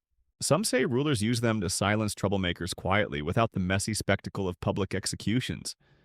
Looking at your own prison, the secrecy, neglect, arbitrariness of cruelty, you lean toward that grim explanation. This isn't reform, it's erasure. Your thoughts twist in ways you never expected. Where once hope flickered, now is steadier, if cautious flame burns. Escape seems impossible, but you trace mental maps of the castle, note the guards' rhythms, and even consider the rats as unlikely allies. If those little scavengers can survive here, maybe you can too. Writing becomes your rebellion. You scratch words and symbols into the mortar secret graffiti that only the keenest eyes might notice. You dream of future discoverers, people who might find your messages and know you existed, that you refuse to vanish completely. Sometimes when the cell is so quiet it almost feels alive, you hear music. A faint melody drifting down the corridors. You're not sure if it's real or a trick of your tired mind, but it stirs something inside. A reminder that even in this darkness, there's a flicker of light, a note of hope. The days drag on, slow, relentless, merciless, but amid the suffering you hold on to your voice. It's the one thing this prison can never take away. Because in this place, survival isn't just about enduring. It's about refusing to disappear. You settle into the hard reality that walls here do more than confine bodies, they cage minds, smother spirits. Yet in the midst of this bleakness, your senses remain alive painfully, so sharpening to the smallest detail. The damp stone beneath your hands feels like the pulse of this prison itself, cold and unyielding, but stubbornly present. You trace invisible lines in the mortar, mapping your surroundings with a finger's memory, as if knowing every crack could one day reveal a secret exit or forgotten passage. The shadows dance in the flickering torchlight, playing tricks on your weary eyes. Sometimes a rat, sometimes a ghost, always a reminder that you are not alone. Your stomach rumbles again, reminding you that hunger here is more than a physical need. It's a constant ache gnawing at the edges of sanity. The gruel you receive is watery bland and peppered with mysterious bits that you avoid as best you can. It's barely enough to keep you alive, but not nearly enough to keep you well. You recall stories from other prisoners, some forced to survive on stale bread, soaked in vinegar, others on nothing but watery broth that did little more than wash away their dignity. You realize that medieval prisons, contrary to romanticized tales, often functioned as slow death chambers where survival was less about strength and more about luck cunning and stubbornness. The guards are an enigma wrapped in cruelty. Some days they are monstrous brutes, sneering and shoving prisoners with careless malice. Other days they appear bored, almost disinterested, as if your suffering is background noise in their tedious routine. You notice patterns in their patrols, small habits that might be exploited, like the way the youngest guard hums under his breath, oblivious to the prisoner he barely watches, or how the captain sometimes lingers near the wine cellar, lost in his own indulgences. These observations become your quiet rebellion, a game of shadows and whispers to keep your mind sharp. You exchange stories with fellow inmates, learning about their past lives and the crimes, real or imagined, that landed them here. One prisoner insists he was a political pawn, a scapegoat sacrificed to appease angry nobles. Another, a woman imprisoned for witchcraft accusations, tells you of secret herbs and rituals whispered from one captive to another. These exchanges form a fragile community, a web of shared experience and fleeting trust amidst distrust and despair. Historians still debate whether medieval prisons served primarily as places of justice or political repression. Some argue that they were instruments to silence dissent without spectacle hidden from public eyes. Looking around your cell, the secrecy, neglect, and arbitrariness seem to confirm this grim hypothesis. This place isn't about reforming souls. It's about erasing inconvenient lives quietly and efficiently. Your writing becomes a lifeline. With scraps of charred wood and crushed charcoal from the fire, you scrawl words and sketches on the stone walls. These marks are secret messages coded. Please, records of days past, small rebellions etched in darkness. You dream that someday, long after you're gone, someone will find them, and understand that even in this forgotten cell, a human spirit fought to be heard. One evening, a faint melody wafts through the corridors, a haunting tune, hummed by a distant prisoner or perhaps a guard trying to keep his own sanity. The sound wraps around you like a fragile thread, connecting you to the world beyond these walls. For a moment, the oppressive stone seems less like a tomb and more like a stage for this sorrowful song. As days blur into one another, you cling to these small spark stories, songs, words. They are the threads holding you together, the invisible armor against despair. You may be trapped physically, but your mind roams free, weaving plans, imagining futures, dreaming of light. Survival here is not merely endurance. It is a quiet, stubborn act of rebellion, a refusal to let the darkness win. You're slowly beginning to understand that the prison isn't just a physical cage, it's a psychological trap, a place where despair is carefully cultivated and hope is slowly strangled. The cold stone walls echo with silence, punctuated only by the occasional drip of water or the distant clatter of chains, yet the silence is deafening. It wraps around you like a heavy blanket, pressing down on your thoughts, making them sluggish and weighted. Your mind becomes a battleground where fear and resolve wrestle for dominance, and every small victory, remembering a friend's face, recalling a favorite song, feels monumental. The dampness seeps through everything.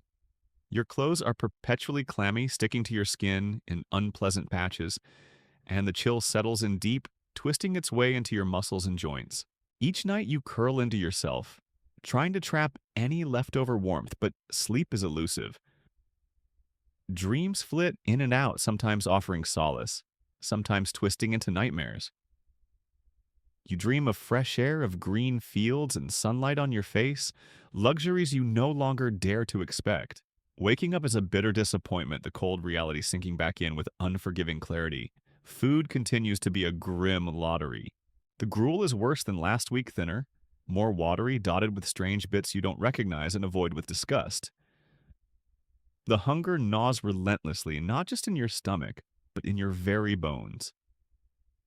You find yourself imagining meals you've never had, conjuring tastes and textures from memory or fantasy. Buttery pastries, roasted meats, sweet fruit dripping with juice. These daydreams are bittersweet, comforting, but cruel reminders of a world outside these walls. The guards maintain their unpredictable rhythms. One day, a young guard with a faint stutter offers you a crumb of bread, his eyes avoiding yours as if embarrassed. The next, a hulking brute shoves you roughly against the wall, laughing at your staggered stumble. You learn to read them like an ever-shifting script, predicting their moods and avoiding their worst tempers. Occasionally, a guard's name is whispered among prisoners, a man said to have once been a noble but fallen from grace, now wielding his bitterness like a weapon. His presence adds a layer of unease to your already fragile existence. Your fellow prisoners are your only solace. Each one is a story, a flickering candle in the dark. The old woman who hums forgotten lullabies, the silent man who sketches strange symbols on scraps of cloth, the boy too young to understand why he's here. Together you share what little warmth you can, a word of kindness, a shared memory, a whispered joke. The jester's humor, once sharp and mocking, has dulled, but still surfaces in darkly funny quips that make you laugh despite yourself. There's an odd sort of politics among the prisoners. Alliances form and fracture over scraps of food or moments of attention. You learn who to trust and who to avoid. The threat of violence simmers just below the surface, but there is also a strange sense of solidarity born from shared suffering. You cling to these fragile bonds, they are your tether to humanity. Historians still debate the true purpose of medieval prisons. Were they centers of justice or instruments of power? Looking around this grim cell, it seems clear the answer is both, and neither a brutal system designed to control and erase, wrapped in the guise of law and order. Your experience is a testament to that murky truth. Your writing is your rebellion. With makeshift tools, charcoal bits of stone, you mark your story on the walls. Each letter, each symbol is a defiant shout into the void, a message that you exist and resist. Sometimes you trace the lines of an old poem you once loved, others a prayer, and sometimes just a name carved with trembling hands. The faint strains of music still haunt the corridors at night, a reminder that even here, beauty and hope find a way to sneak through the cracks. You hold on to that melody, letting it carry you through the longest, darkest hours. Every day you survive is a quiet victory, a refusal to be swallowed by the darkness. Because in this prison, even survival is an act of defiance.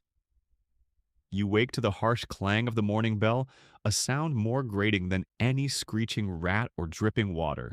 It slices through the cold and the silence like a cruel alarm clock, designed to remind you just how trapped you are. The chill bites sharper in the early hours before the sun can reach your grim cell. You stretch stiff limbs, aching as if your bones have forgotten how to move without protest. Every day here feels like the first day of winter's longest freeze, and you wonder if you'll ever remember what warmth truly is. The guards start their rounds again, their heavy boots thudding on stone, their voices echoing in the corridors.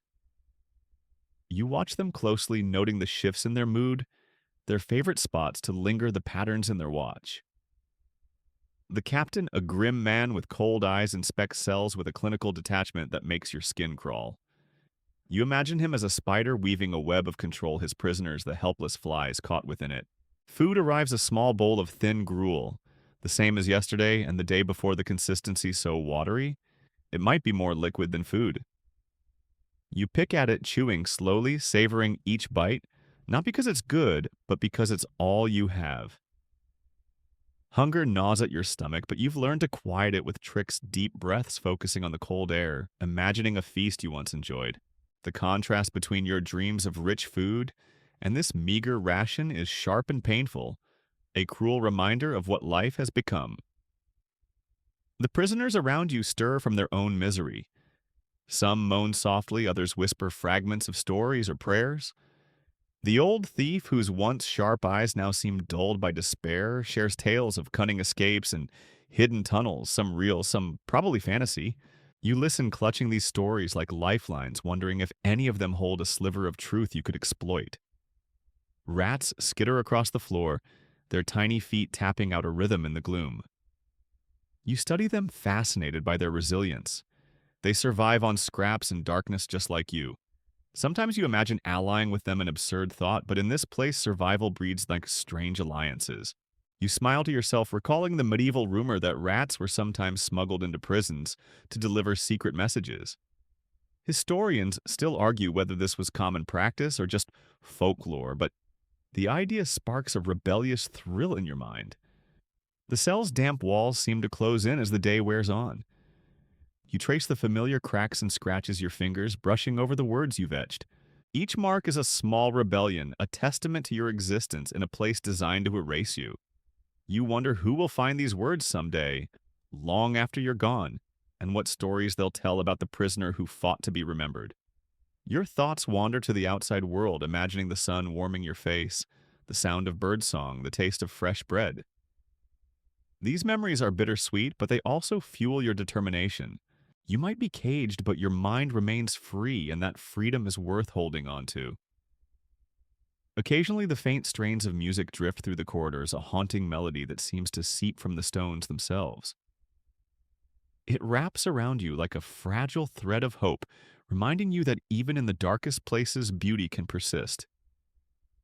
As night falls, the cold deepens and the cell's shadows grow longer. You curl into yourself once more, wrapping your arms around your knees, clinging to the small comforts you can find. The silence is both a friend and an enemy, offering moments of peace but also amplifying loneliness. Yet despite everything, you remain unbroken. Each breath, each heartbeat is a quiet act of defiance against the darkness. Because here, surviving is the greatest rebellion of all. The first light of dawn filters weakly through the narrow slit, high in your cell, barely touching the cold stone floor. You lie awake, muscles stiff and heart heavy, the chill gnawing deeper as the night's cold lingers stubbornly. The air is thick with dampness and the faint, persistent smell of mold, like the prison itself is slowly rotting from the inside out. It's a smell you've come to know intimately, the scent of forgotten places and neglected souls. Your mind drifts again to the oubliette, that terrifying pit beneath the castle where prisoners were thrown and left to vanish in complete darkness. You imagine the plummet, the shock of hitting cold water or jagged rocks below, the silence deeper than anything you've ever known. No sunlight, no voice, no chance to fight back. Just endless blackness. It's a fate whispered in dread by every inmate, a cautionary tale told to keep you in line. You wonder if anyone has ever escaped such a place, or if it truly is the dead end everyone believes. Your stomach tightens painfully as you recall your last meal or lack thereof. The thin gruel is a joke of sustenance, barely more than flavored water. You pick at it as best you can, each swallow a battle between hunger and nausea. Sometimes you wonder if the real punishment isn't the bars or the chains, but the slow starvation that eats away at your body and spirit. You recall reading somewhere that some prisoners resorted to eating rats, a thought that turns your stomach yet somehow seems less horrifying than the hunger itself. Historians still argue whether such desperate acts were common or exaggerated by later storytellers. The guards make their rounds a parade of indifference and cruelty. One rough fellow sneers as he passes, kicking a stone so it scrapes loudly across the floor. Another, younger and less hardened, looks away quickly when your eyes meet his, perhaps feeling a flicker of shame or pity. The dichotomy between these men is stark, a reminder that even within this grim system, humanity struggles to survive. You try to memorize their faces, their voices, their habits, hoping to use this knowledge someday. Your fellow prisoners become both your family and your jailers. The old monk's prayers fill the silent spaces, a comforting but fragile shield against despair. The jester's bitter humor cuts through the gloom, offering laughter that tastes like ash but still warms. The thief's whispered stories of freedom are like sparks you clutch tightly, willing them to ignite. Each connection is a thread of light in this dark tapestry, fragile but essential. You find moments of quiet rebellion in the smallest things, scratching your name into the wall, with a shard of stone humming a forbidden tune under your breath, stealing a glance at the sky through the narrow window. These acts, though minor, keep your spirit flickering. You remind yourself that the prison may hold your body, but it cannot cage your mind or your soul. The nights are the hardest. Darkness swallows the cell whole and the cold becomes almost unbearable. You huddle in your ragged cloak, trying to summon warmth from memories of summer sun and open fields. Sometimes a faint melody drifts down the corridors, a haunting song that seems to seep from the stones themselves, a fragile reminder that beauty can exist even here. Historians still debate the real purpose of medieval prisons, whether they were places of punishment, political repression, or simply tools of convenience for rulers wanting to avoid public spectacle. From your vantage point, it's clear they are all of these things wrapped into one grim reality. The system is designed to break you, quietly erase you without fanfare. Yet you remain. Each breath is a small victory, each heartbeat a quiet defiance. Because in this cold, dark place, survival is the fiercest kind of rebellion. The prison smells stronger in the morning, the sharp tang of sweat, damp stone, and something sour you can't quite place. You breathe through your mouth trying to avoid the worst of it, but it clings to your senses like a bad dream you can't shake. The thick air makes every breath a little harder, as if the walls themselves are pressing in on you, trying to squeeze out the last spark of life. Your fingers trace the worn edges of the wooden bench in the corner of your cell, splintered and rough from years of use. It's hardly a throne, but in here it's a small comfort, a place to sit and gather your thoughts. You remind yourself that this bench has supported countless others before you prisoners, who perhaps stared at the same stone walls, dreamed the same impossible dreams, and whispered the same silent prayers. That thought brings a strange camaraderie, a connection across time that makes the solitude a little less crushing. The hunger gnaws relentlessly, but today it feels sharper, more insistent. The gruel you receive is thinner than usual, a watery paste that barely coats your tongue before disappearing. You pick out the tiny lumps, guessing at their origin, grain, bits of roots, maybe the occasional bug. The thought makes you shudder, but hunger makes strange companions of disgust. Sometimes you imagine tasting freedom, instead the crisp sweetness of fresh bread, or the juicy tang of ripe fruit, distant memories that feel like stories from another life. Outside your cell, the clatter of chains and murmurs of voices remind you that you're part of a larger world, even if that world feels miles away. Occasionally, a guard passes with a bundle of letters or scraps of news, whispered rumors of wars, royal decrees, or the changing seasons. You listen closely, catching fragments, trying to piece together a picture of life beyond these walls. Historians still argue how much prisoners really knew about the outside world, whether news was a rare luxury or common currency traded in shadows. Your fellow prisoners share their own tales, some filled with regret, others with defiance. The old woman claims she was betrayed by her own family, imprisoned for debts she never owed. The young thief boasts of narrow escapes and clever tricks, though you wonder how much is bravado and how much truth. These stories weave a tapestry of human frailty and strength, a patchwork of lives interrupted but not erased. You've begun to notice small details you hadn't before, the way the morning light creeps through the cracks, the particular rhythm of a rat's scampering, the faintest scent of smoke from the kitchens far down the hall. These moments become anchors, tiny beacons in the relentless gloom. In the dead of night, when the prison is silent, except for the occasional sigh or shuffle, you sometimes hear a soft humming.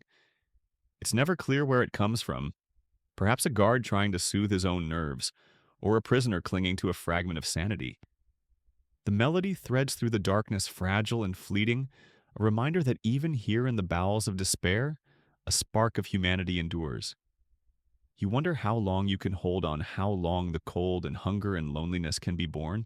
But then you remember the stories carved into the walls, the whispers shared in the dark, the melody that still lingers. These are your lifelines, the invisible threads keeping you tethered to hope. Because surviving this place isn't just about enduring, it's about refusing to be forgotten, and that you think might just be the greatest victory of all. You notice the subtle changes in the prison's atmosphere as the days pass. The way the cold seems to settle deeper into the stone, the faint growth of mold along the walls, the slow dimming of light that filters through your tiny window. It's as if the prison itself is alive, breathing in your despair and exhaling a suffocating gloom. You realize the very environment is designed not just to trap your body, but to wear down your spirit piece by piece. The dampness clings to your clothes and skin, turning every moment into a battle against discomfort. You wake stiff and sore joints aching as if the cold is trying to squeeze the life from your bones. You stretch and flex in the cramped space, imagining the feeling of sun-warmed skin and soft grass beneath your feet.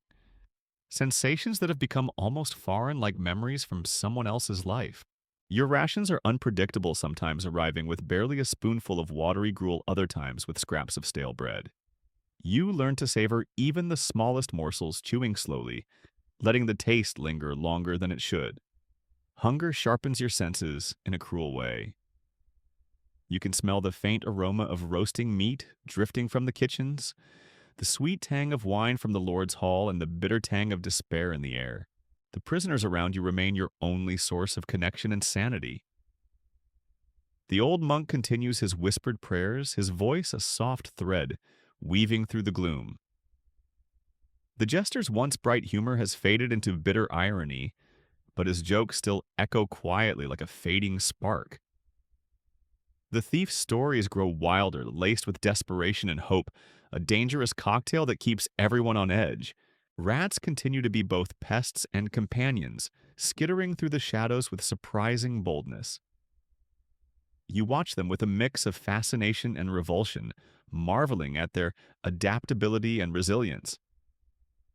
You recall the medieval belief that rats could carry messages between prisoners, a piece of folklore that historians still debate today.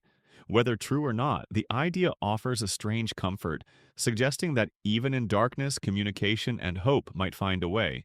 Your own rebellion takes quieter forms now. A scratched symbol here, a whispered song there, a shared glance with a fellow prisoner that says, "We're still here." These small acts feel monumental lifelines thrown across the void. Night brings its own challenges. The cold deepens and shadows stretch long and menacing. You wrap your thin cloak tighter around yourself, trying to hold on to any fragment of warmth. The silence is profound, broken only by the occasional drip of water or the distant moan of a prisoner in pain. Yet sometimes a faint melody drifts down the corridor, a haunting lullaby that seems to come from nowhere, and everywhere all at once a fragile reminder that beauty and hope persist. Historians still argue the real effectiveness of medieval prisons as deterrents or rehabilitative spaces. From where you lie, the walls whisper a different story, one of suffering endurance and quiet resistance. You close your eyes, imagining the dawn, a new day where the sun might finally reach inside this cold, dark place.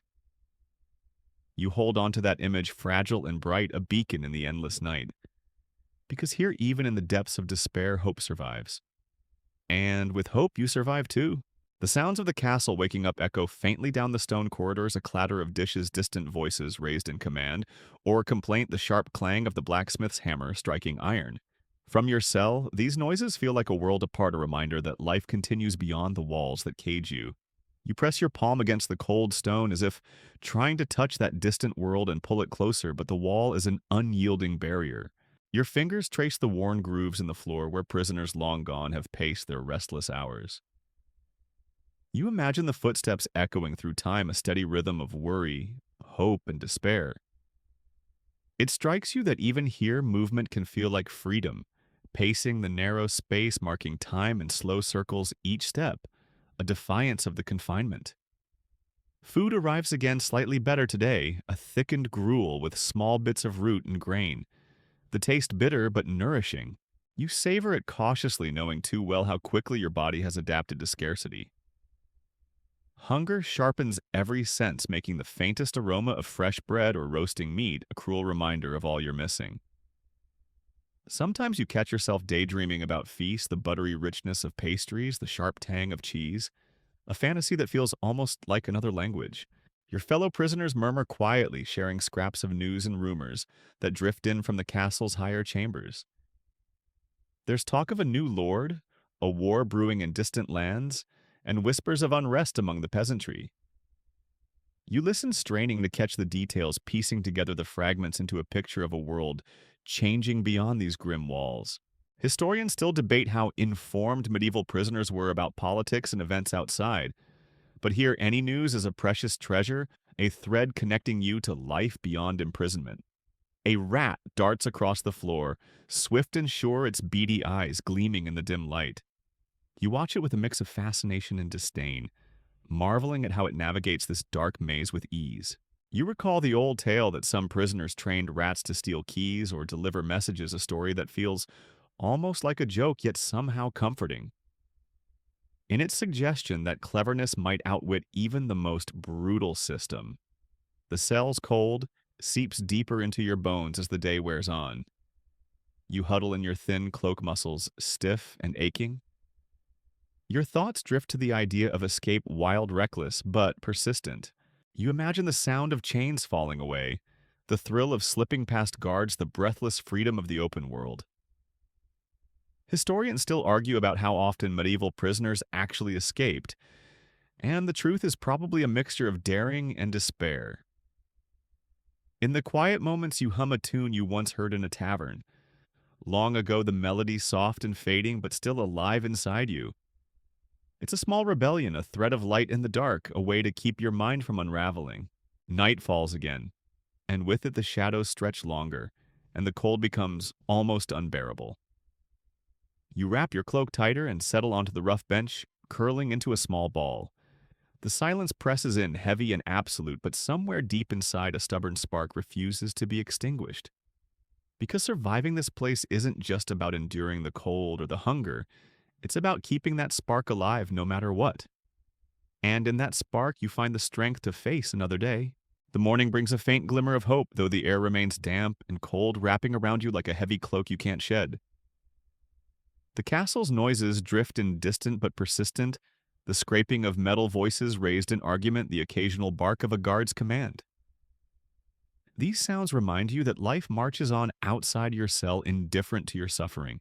You press your back against the wall, feeling the rough stones bite into your skin, a reminder that the prison owns your body but not your thoughts. Your fingers roam the wall again, tracing the initials and crude drawings left by prisoners long gone. Each mark is a whisper from the past, a small defiance etched in stone. You wonder who they were: thieves, rebels, innocents caught in cruel webs, and what stories they might tell if walls could speak. That thought lingers, haunting and strangely comforting, as if their courage still seeps into these cold stones. The food arrives predictably meager, a thin gruel with barely enough substance to quell your hunger. You eat slowly, tasting the bitterness and wondering how long your body can endure this starvation. Hunger is a cruel companion here, gnawing at your resolve, even as it sharpens your focus. Sometimes you imagine trading places with the rats that scurry through the shadows, creatures that survive on scraps and darkness, masters of adaptation. The guards pass by, their footsteps a steady drumbeat of control and menace.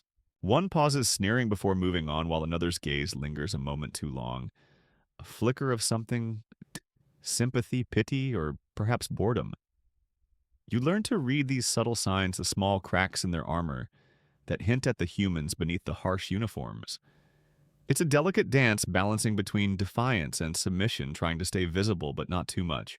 Fellow prisoners murmur in the darkness, their voices low and steady, a monk's prayer, a thief's whispered plan, a jester's dry joke. These shared moments are lifelines, fragile threads connecting you in this sea of despair. You cling to them knowing that isolation is the prison's deadliest weapon. You notice the rats again, bold and unafraid, their tiny feet pattering across the stone floor. You recall the medieval belief that rats might carry messages between prisoners, a notion historians still debate. Whether myth or reality, the idea sparks a flicker of hope, suggesting that even in this place, communication and rebellion can persist. The cold deepens as night falls and you wrap your thin cloak tighter, trying to summon warmth from memory. The silence is thick, punctuated only by the occasional drip of water or a prisoner's soft moan. Yet sometimes a faint melody drifts through the corridors, a haunting lullaby that seems to rise from the stones themselves, a fragile reminder that even here beauty can survive. Historians still argue the true purpose of medieval prisons: were they places of justice, tools of tyranny, or mere holding pens? From your vantage point, they are all these things and more crucibles of endurance where bodies weaken. But spirits can, if you're lucky, remain unbroken. You close your eyes imagining the dawn a new day where light might finally reach this dark cell. You hold on to that fragile hope, a flicker against the encroaching darkness. Because surviving this place is more than a matter of breath and bone, it's a matter of will, and your will is unyielding. The morning sun struggles to push through the grime-coated window, casting a feeble grayish light into your cell. You lie on the hard floor, muscles aching, but your mind drifts as it always does to freedom. That elusive, almost mythical state beyond these walls where air tastes fresh and the sky stretches endless above you. You imagine stretching your limbs without the weight of chains, tasting clean water from a bubbling stream, feeling grass beneath your bare feet. The sensory memory is so vivid it almost hurts like a secret wound. The gruel arrives again, thin and flavorless, but today there's a small piece of dried fruit tucked in the bowl, a rare treat that tastes like a dream. You savor it slowly, the sweetness a sharp contrast to the bitterness of your daily reality. You wonder if it was an act of mercy or perhaps a mistake by the kitchen staff. Regardless, you clutch this moment as a small victory, a reminder that even in the bleakest places, kindness can slip through cracks in the system. The prison is alive with murmurs and restless movements. The prisoners' whispered conversations weave a tapestry of despair and hope, talk of loved ones lost, of debts unpaid, of promises broken. You listen closely, hanging on every word, piecing together the fractured stories that bind you all in shared misery. Historians still debate how much social connection and support prisoners could maintain in medieval times, but here those fragile bonds are everything. A rat scurries past, bold and fearless, pausing, just long enough for you to catch its dark, shining eyes. You wonder if these creatures so reviled and despised might be the true survivors of this place, thriving in shadows where humans falter. You recall old tales about rats delivering messages or stealing keys, a legend that feels strangely plausible in a place ruled by desperation and cunning. The cold seeps deeper as dusk falls, and you wrap your cloak tighter, trying to shield yourself from the relentless chill. You think of the stories carved into the walls, the initial symbols and crude drawings that speak of lives, interrupted but not erased. Each mark is a silent scream, a desperate claim to existence that time cannot fully silence. Your mind drifts to the guards again. Harsh, indifferent, sometimes cruel, but occasionally glimpses of humanity flicker through their hardened exteriors. You wonder what keeps them going, what fears or regrets hide behind their stern faces. Sometimes their own stories seem as trapped as yours, caught in a system that grinds down everyone it touches. Night swallows the prison whole. The silence is absolute save for the drip of water and the distant muffled cries. Yet beneath the darkness a faint hum rises, a melody carried on the cold stone walls, fragile and fleeting. You close your eyes and let it wash over you, a lullaby for the lost and the damned. Historians still argue the extent to which medieval prisons served as deterrents or whether they were merely instruments of cruelty and control. From your bed of stone, it feels like the latter, a place designed to break bodies and bend wills. But here you are, still breathing, still dreaming. And that perhaps is the greatest defiance of all. The gray dawn creeps in, slowly filtering through the grime and casting a dull light that barely touches the farthest corners of your cell. You lie still, muscles stiff and sore from another restless night on the hard stone floor. The cold seems to seep deeper into your bones with each passing hour, and you wonder how long you can hold out before it claims you completely. But still your mind reaches beyond these walls, craving something that feels impossibly distant. Freedom, warmth, air untainted by mildew and despair. Your rations arrive, a bowl of gruel so thin it's almost water with a few bits of grain floating aimlessly. You lick it carefully, savoring every fragment as if it were a rare delicacy. Hunger claws relentlessly, but your body has learned to survive on starvation, adapting in cruel ways that make you feel both strong and fragile at once. You think about how the medieval body could endure so much, yet remain vulnerable to the smallest infection or chill. Historians still argue the extent to which prisoners suffered or adapted physiologically, but your experience tells a story of constant battle. The voices outside your cell murmur like ghost prisoners, sharing stories, plotting, praying, sometimes breaking into fits of laughter that echo strangely in this place designed for sorrow. You catch snatches of conversation, a joke about the greedy sheriff, a whispered prayer for mercy, a plan to smuggle a message. These exchanges are lifelines, brief sparks that keep the cold at bay. The rats continue their nightly raids, their sharp claws scratching against the stones, their beady eyes glowing in the dark. You watch one bold creature dart across the floor, wondering if it envies your captivity or if it sees you as prey. There's a strange bond in this shared confinement. The small, persistent creatures who thrive in filth and darkness, survivors of the very worst. Medieval lore sometimes cast rats as harbingers of death and disease, but here they're more like fellow prisoners, resilient, cunning, endlessly adapting. Your thoughts wander to the guards, the indifferent sentinels of your misery. Their footsteps echo down the hall, a constant reminder of control and power. Occasionally, a guard's voice cuts through the silence, a sharp order or a mocking laugh. You wonder what they think of you if you're just another nameless face in a long line of captives, or if some small spark of recognition flickers behind their eyes. Some historians suggest that guards themselves could be prisoners of circumstance, caught in a brutal system with little choice. Maybe that explains the rare moments of hesitation or mercy you sometimes glimpse. Night falls with crushing weight. You pull your cloak tighter, trying to trap warmth that isn't really there. The silence is almost complete, broken only by the drip of water and the soft shuffle of feet. Then, like a balm for the soul, a faint, haunting melody rises soft, singing from somewhere deep in the shadows, a lullaby that threads through the darkness and soothes the ragged edges of your mind. In this place of stone and sorrow, that song becomes a lifeline, because here, even in the depths of despair, the human spirit finds a way to sing. And with that song, you find strength. The morning light is faint and washed out, barely pushing through the grime-streaked window. You wake stiff and cold, the chill settling deep in your muscles like a weight you can't lift. Your breath forms little clouds in the frigid air as you try to stretch out the cramping limbs. The hard stone beneath you is unyielding, reminding you that this place is designed to break not just bodies, but spirits too. Yet somehow you keep holding on, clinging to memories of warmth, to the idea that the outside world still exists beyond these walls. Food arrives once again, a thin gruel that tastes like water and sorrow. You eat slowly, chewing every mouthful with a mindfulness that borders on reverence. Hunger is a constant companion gnawing at your resolve, but you've learned to live with it. Your body has adapted a cruel kind of resilience forged in deprivation. Historians still debate how medieval prisoners coped physically and mentally with such relentless scarcity, but you know, it's a daily war one fought in silence and in shadows. The whispers of your fellow captives ripple through the cell block.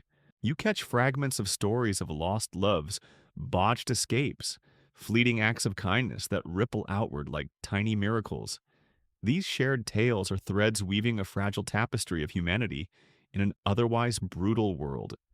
The jester's jokes, once bright and biting, have grown softer, tinged with sadness but still holding that spark of defiance. The monk's prayers continue, a steady rhythm anchoring the chaos. Rats scurry again across the floor, their little claws scratching like whispers in the dark. You watch one pause and stare back with those gleaming eyes, wondering if it senses your desperation or sees you as just another piece of this grim puzzle. Old beliefs cast rats as both plague carriers and secret allies of prisoners. Historians still argue about the truth, but here in this cold, dark place, you find something oddly comforting in the presence of these survivors. The guards' footsteps echo relentlessly down the corridor, a drumbeat of control and menace. Their voices cut through the silence with harsh commands and occasional cruel laughter. You catch the faintest glimpse of a softer moment, an exchange between guard and prisoner that hints at unspoken empathy or perhaps just shared weariness. It's a reminder that even in this harsh world, human complexity refuses to be erased. As night descends, wrapping the prison in shadows and silence, you pull your cloak tighter. The cold bites sharper now, but you focus on the faint melody that drifts down the corridor, a lullaby carried on the stone walls, fragile and persistent. It's a song of endurance, a reminder that even in the darkest places, light can flicker. You close your eyes, breathing slowly, feeling the rhythm of that song pulse through you. Here in this crucible of despair, you find a sliver of peace. And with that peace, you prepare to face whatever comes next. The first light of dawn seeps through the grime on the window, painting the cell in a pale, uncertain glow. You lie on the cold stone floor, muscles aching, the chill wrapping around you like an unrelenting shroud. Yet inside there's a flicker, a stubborn ember of will, refusing to be snuffed out by darkness or despair. You think back over the days spent here, the endless hours of hunger and cold, the damp and the isolation. It's been a slow erosion, a test of endurance that would have crushed many.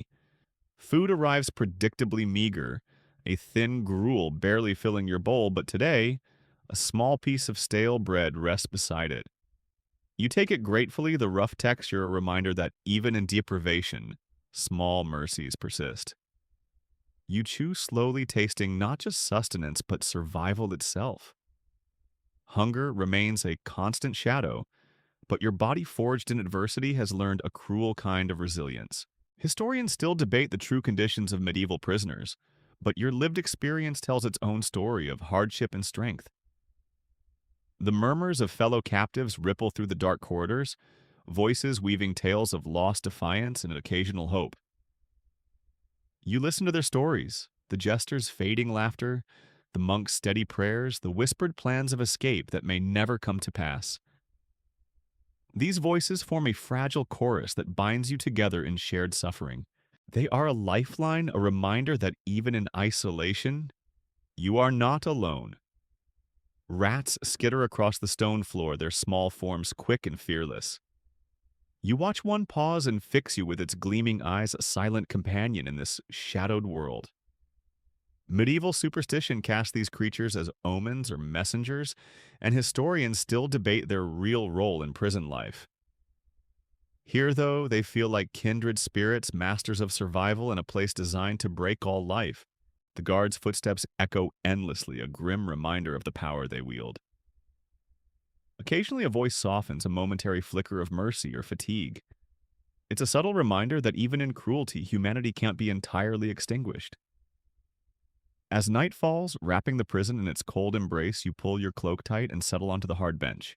The silence presses in, but from somewhere deep in the darkness, a faint lullaby rises, a fragile, haunting melody that soothes the ragged edges of your mind.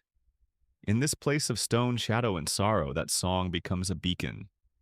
It is the thread of hope that stitches your broken spirit back together. Because no matter how dark the night, the human heart continues to beat and to dream. And with those dreams, you find the strength to survive. The shadows soften, fading like mist, as the night's harsh edges blur and dissolve. Your breath slows even as the chill lingers faintly on your skin. In this quiet moment, the weight of stone and sorrow seems lighter, less absolute. You are still here breathing, feeling existing beyond the cold and darkness. Imagine the fresh air you long for, the scent of dew on grass, the gentle warmth of sunlight on your face, the soft rustle of leaves in a summer breeze. Let those images float gently through your mind, carrying you away from these walls. Though the story you've heard tonight is grim, remember, it is also one of endurance, of resilience that outshines suffering. The past may be filled with shadows, but the human spirit shines brightest in the dark. Now as you drift towards sleep, let that light guide you, soft, steady, unwavering. Rest easy knowing you have survived this journey with me. Good night.